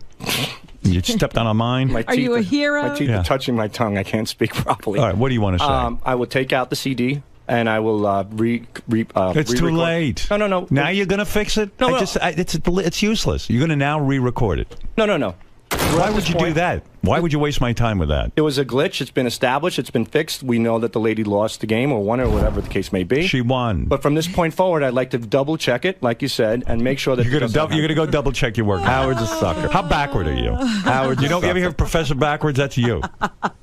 You're going to go now check your work. Here, Sal. Here's the CD. Go check your work. Goodness. Here. That's going to help me. Thank you. Well, you're going to go check your work. Okay, here. I go check checked it, but I'm never going to play it again. But go check it. He's actually going to triple check it. You triple check it. Thank you. Thank you. Thank you. Thanks, Sal. You're welcome. Well done. And you did a good job with the thing, and then you fuck up. It was a great game. It was a great he comes game. up with great ideas, and then he doesn't follow them. Maybe let Richard record this stuff. Maybe you don't know how to work the equipment. Richard does record some stuff. We work on these things together. And then you make fun of Scott. Scott knows how to record things. Let him teach you. CD skip once in a while. I know they shouldn't skip here. I know Can that. we make a new rule? Can we make a new rule between us? Yeah. Every time I play a game on the show, after the game is over, go back and double check the CD. Okay?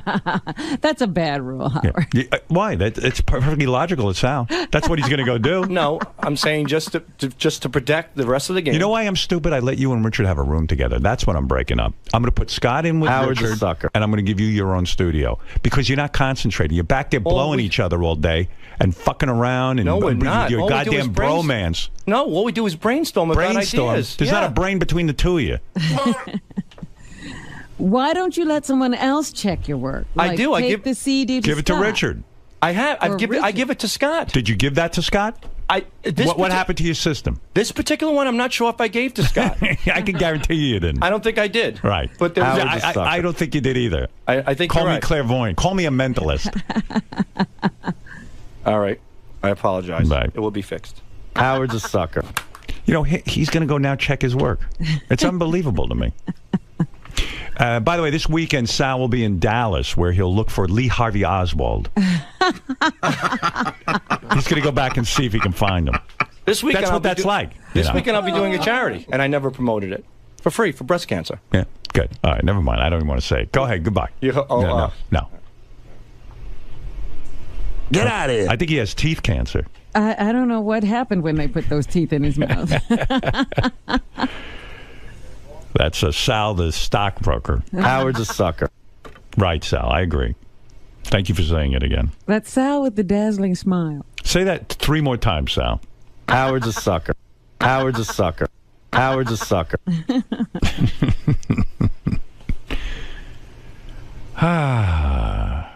I'm reading that book, but it's doing me no good. Well, what does the book say in a case like this? Well, I'm only up to Howard's chapter 2. a sucker. I didn't get to the Sal chapter yet. Yes. This guy writes about how you can be more efficient, get things done quickly. And just when I think I'm getting ahead, I got a Sal.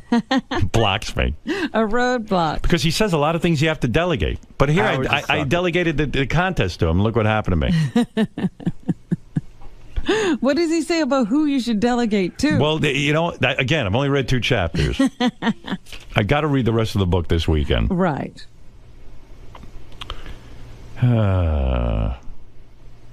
Don't expect progress until you finish the book. I feel like Ishkabibble.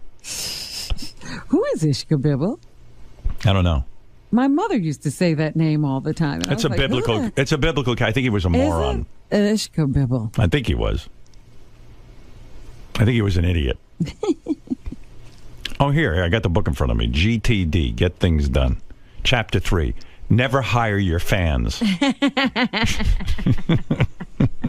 Who formerly called themselves stockbrokers, and we're not even sure what the hell he was doing there. And then there's another edition in the chapter that says, especially guys who hung outside the studio day and night and didn't go to work. With posters and websites. Yeah, and I hired him full time. Yeah, think about that. He wasn't doing his job. He was outside my studio with posters, and I should have said, there's not a guy who's into his job. Not only that, even when he was in the office, he was getting the other office people to make phony phone calls. I know. I hired him. I like his ideas. Yeah. All right, I got to take a break. It's been an hour and 16 minutes of time you've wasted, Robin. Oh, my God. And now we have to get to a commercial. Howard's a sucker. Thank you, Sal. Remind me every 10 minutes. All right, we'll be back right after these words.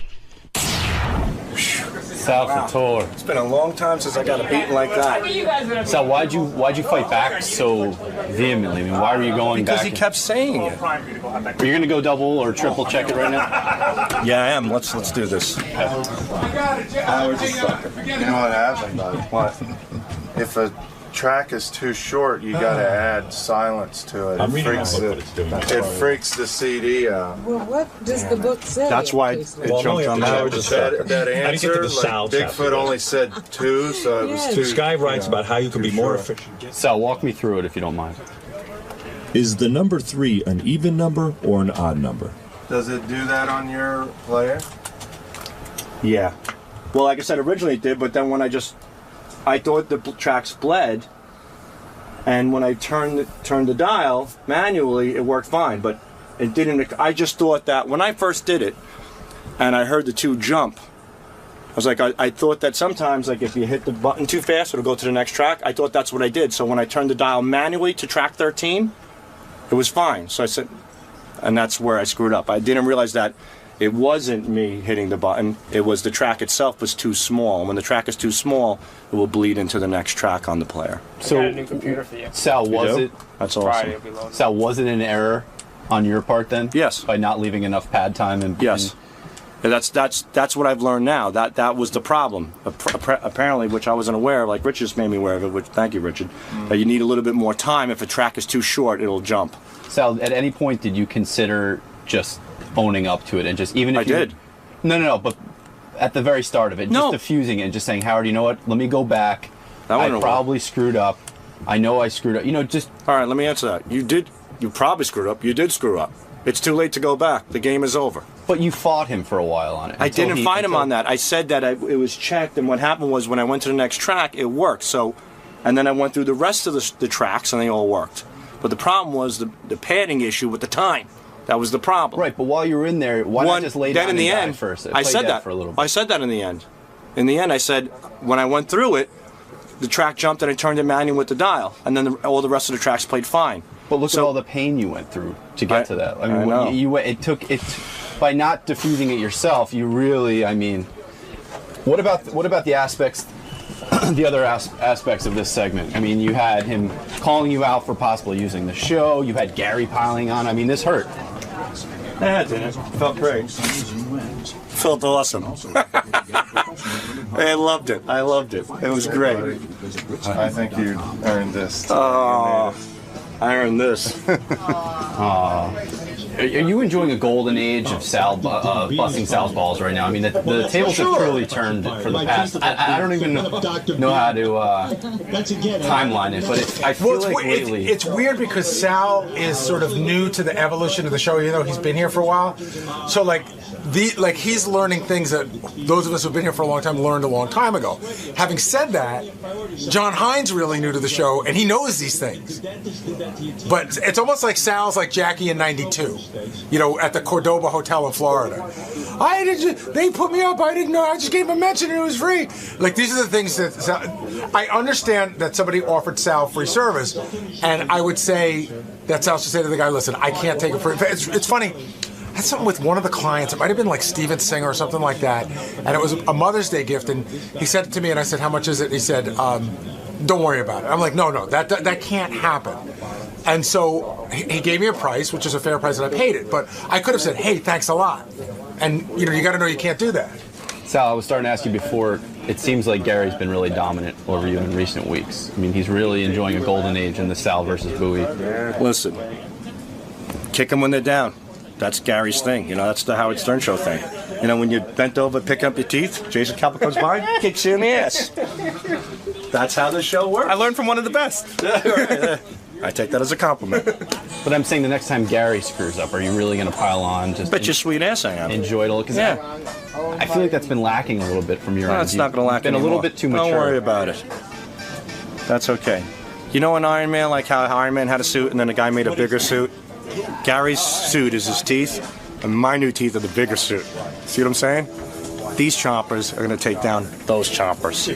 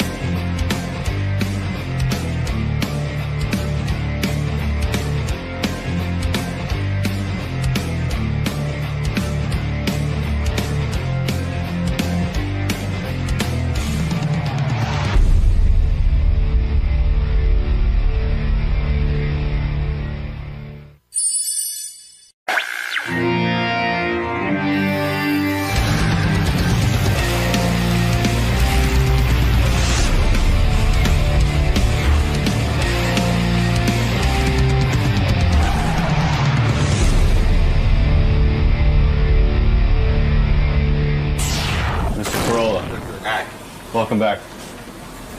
Good to be back. How are you this morning, sir? I'm well. Right this way. Right this way. Thank you. You're well, but you're not Taco Bell material. Thank you. Yeah, appreciate the plug. So you've got your new memoir. Mm-hmm. Now, is that out on bookshelves now, or is it just about to? It is out as we speak. Yeah, it just dropped today, so we'll see how it does. I don't know. I think we could make the New York Times bestseller list. We just have to beat Baba Booey's book. What position did he come in? Like 7th or something? Oh, here he is now. I think he might have topped the list at some point. Yeah, that's Chris. By the way. Hey, Chris, how you doing? Yeah, you. Sit tight. We're gonna take a break and then we'll get you in. Oh, okay. How's everything going? So is this your second or third book? Well, it's my second book, but technically my third, because Dr. Drew and I wrote a book a million years ago when we were like doing Love Line. And so it's like, it's really my second book. The first book came out the same day. Right. Book So it's came your out. second Adam Alone book. Yes, Adam Alone. Do you still talk to Drew? Yeah, I just saw him the other day. Yeah, I talked to him from time to time too. I like that guy. He does my podcast. Hang on, are you signing? Yes, sir. Yeah, he's a great guy. Just You got a initial pen? the front and hold on to the pen. 1 second. Wow. Can you believe this fucking Nimrod? Fire this guy. No pen? He drops off a piece of paper and You want you to write in blood? I must just use a goddamn breakfast burrito to sign a fucking release. Fire this kid. I don't see this kid's face around here anymore. He's not Howard Stern material. No, I mean they're here to learn, but that's common sense. Yeah. This guy. Sorry about that. You know. You should get a job at one of those parachuting places, and then you'd be up at 50,000 feet, go jump out of the plane, and the guy'd be going like, "Where's my parachute?" And you'd be like, "Huh? Yeah. You didn't bring your own? You don't have one?" Yeah. Yeah. Get on my face. You make me sick. Sorry about that. Apologize to your dad when you're sleeping on this sofa. Oh, my date of birth. Always with the questions. Date of appearance. It'll be the 12th. That's the 12th. Yeah, no, I got that one. There you go. That is praying for. Let's see. That one's not beyond my expertise. Yeah, see, 6/12. Wow, 2012. Boy. All right, signature. Oh, that's all I need. Hey, Chris, could I see you for a second? All right, there you go. Thank you, sir. Yeah. Thank you. You know, it's that I've heard you speak about that younger generation. It's These kids come in here. This kid comes storming in. Mm-hmm. You saw it. He starts screaming at me to sign these papers, like just screaming, like he's just throwing them at me, like sign these papers. And then I was like, hold on, I'm looking for a pen. And then I'm like, do you have a pen? And then he just breaks down, just starts bawling. Right. And starts talking about video games. Right. And then he wants me to give him a trophy for getting him a pen. And I'm like, you just gotta go get a pen. And then he starts screaming, my dad's a lawyer. I'll sue your ass. I'll sue your old ass. And I was like, all I wanted was pen. And he said, I'll see you in court. And he stormed off. We have documentation of this, so. He started screaming for his dad, and he stormed off. His 2 dads. Actually, I think he has 3 dads. Either way, they're all lawyers these days. Anyway, it's a generational thing. You know what I mean? It is. It's this young entitled generation. Well, he's back with more paperwork. Sorry to bother again. You need to initial the front as well. I know all this paperwork. Did you see the way he just stormed in and started screaming? The sense of entitlement that I have is very demanding. Yeah. It's you're good. It's not his fault though. We've turned him into a monster. True, but back in my day, we used a little please and thank you to get things done. Yeah. Hello, Mr. Corolla. Looking good today. Right. Have you lost weight? Wow, it goes a long way. Are you a summer? Because that orange shirt really becomes you. Yeah, that kind of thing. Right. And now he just comes flying in. Smells like dope. He's probably hopped up on the bath salts. Comes in here screaming, and like I said, he threatened to sue me, and he won a trophy. So what can I say? I saw him masturbating. Oh, I actually was making love to an avatar earlier. I mean, it was his avatar, but still, you should keep it at home. Yeah. Generation weird. Pretty sad, I mean, by the way, you think that guy's storming the beach at Normandy? Hell no. That generation's gone, man.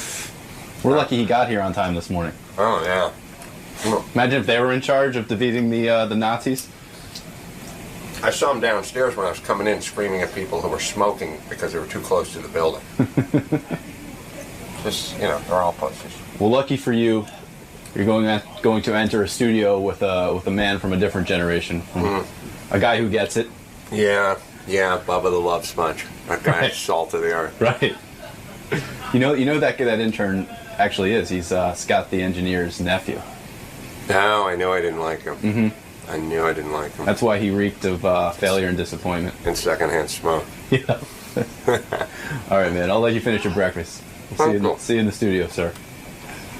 Thank you. See? Thank you. I see how it's done. Adam Carolla is an old friend of the show. If you remember, he used to be a kind of a carpenter. He had a lot of odd jobs. He somehow hooked up with Jimmy Kimmel. They started the Man Show, and that's how he came to prominence. Where's Adam? Literally, I went out to get him. He just stepped into the bathroom and be here. Bathroom. Who's he, Britney Spears? Adam, so I'll just take you right in. Tell him he's on. It's showbiz. Yeah, we had a long break there. He could have gone anytime. Yeah, I was in break. I should mention. Here comes Adam. Okay, I'll mention this later. What did you do? You went off on a tirade about the 80s channel here at Sirius because you don't like they played Depeche Mode too much? Such a piece of shit. The 80s channel? I don't listen to. I listen to deep tracks. That's what a real man listens to. If I hear fucking Union of the Snake by Duran Duran one more time on this piece of shit station, are you an 80s guy? Is that your genre? Well, the thing that drives me insane is they have a station called First Wave. Right. And First Wave is like, all right, here's all Talking Heads and Elvis Costello and Joe Jackson and all like the old first wave stuff, and then you hear fucking Union of the Snake and Men Without Hats and Safety Dance, and it's just a bunch of gay, horrible. You don't like Safety Dance? No, you can dance if you want to. I ironically wish those guys were crushed by an I-beam. You know, I have to be honest. If I'm going to be an honest broadcaster, I think I like Safety Dance. But I don't know I want to hear it 100 times. You might have a point. What it is, though? This is the thing. Here's what they do. But you know, wait a second. Yes. You were in radio. You're still in radio. You're doing your podcast and all that. You know it's almost an impossible job to pick out music for the masses. In other words, for every song that you don't like or that you love, there's another guy sitting in his car going, I hate that song. My father said to me, never become a program director. It's the worst job in radio. You can't please guys like you can't please them. My dad said never leave the house. But that's the advice my mom gave. Here's what they do. Here's what these idiots do. They go out and they test the music with retarded people. Okay. They give them $10 or they show them something shiny. They pull them off the streets in Vegas. These are guys with like suede fanny packs. And they sit there and then they hear the piece of shit song and they go, oh, I like that Duran Duran song. If you're that particular about music, you know you have to make your own iPod or whatever. I do, but if you pay a premium and you want to hear First Wave, then what the fuck are we listening to nothing but Duran Duran for? I mean, obviously they want to be successful. You know, the guy doing wants a horrible to please job. you. Now, look. 80s channel, no good. Now, listen. There's 80s music. Right. Some of the best stuff ever. What is good? What is the 80s. Best stuff from the 80s? First two Joe Jackson albums. Great First two Elvis Costello. Look Sharp, I'm the Man from Joe Jackson. Talking Heads, Graham Parker. All like that's First Wave in my mind. And then, but see, what they're doing is they're playing music from an Adam Sandler movie. You know, when Adam Sandler does an 80s music, they're trying to please retarded people who've had their brains pecked out by pigeons. They're horrible at what they do. I know you're joking because I'm not, you know how difficult it is. There should be a class action lawsuit against the asshole. I listen to Coffee House. I listen to Deep Tracks, and there are certain songs that they play in rotation because they've determined somehow that people like these songs and they want to hear them. And many of the songs, I'm glad they play over and over again. I like them. I like the familiarity. Does anyone need to hear Union of the Snake by Duran Duran? Union of the Snake? Well, someone will find Sing it to me. Sing me Union of the Snake. It's unsingable. You can sing it. What is that one? The Union of the Snake is... It's that whiny Duran Duran, something about hanging out by the borderline. They're all the same piece of shit song. Maybe you're right about that one. I don't... It's the gayest, most dated pile of shit in the world, and they never stop. I just jumped in my wife's car the other day, turned on First Wave, here it was, Union of the Snake. Well, do you know what Union of the Snake is about? Do you know what it's about? I don't care. It's about two guys rubbing their penises together in a shower. It just got straighter. You just made it more heterosexual for me. All right, let's go to something more appealing to you. All right, Maneater from Hall & Oates? That's another one they like to play. Let's talk about, you've written another book. Are you the most successful man in show business? You've done it all. You've been on The Man Show. You appeared on Dancing with the Stars. You were on Apprentice. And by the way, speaking of Apprentice, yes, you say that you were shocked how manly Clay Aiken was with his work ethic and how, he's a gay guy. What? And Working is a manly thing? You thought he was you were surprised at his work ethic, weren't you?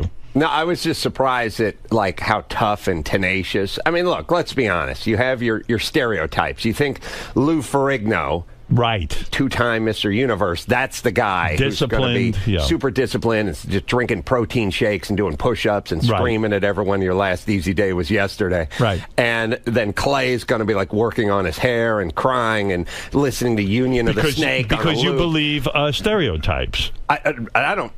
It's not about believing in them, like we're talking about the chupacabra, right? Or or Santa Claus. I know they're true, but that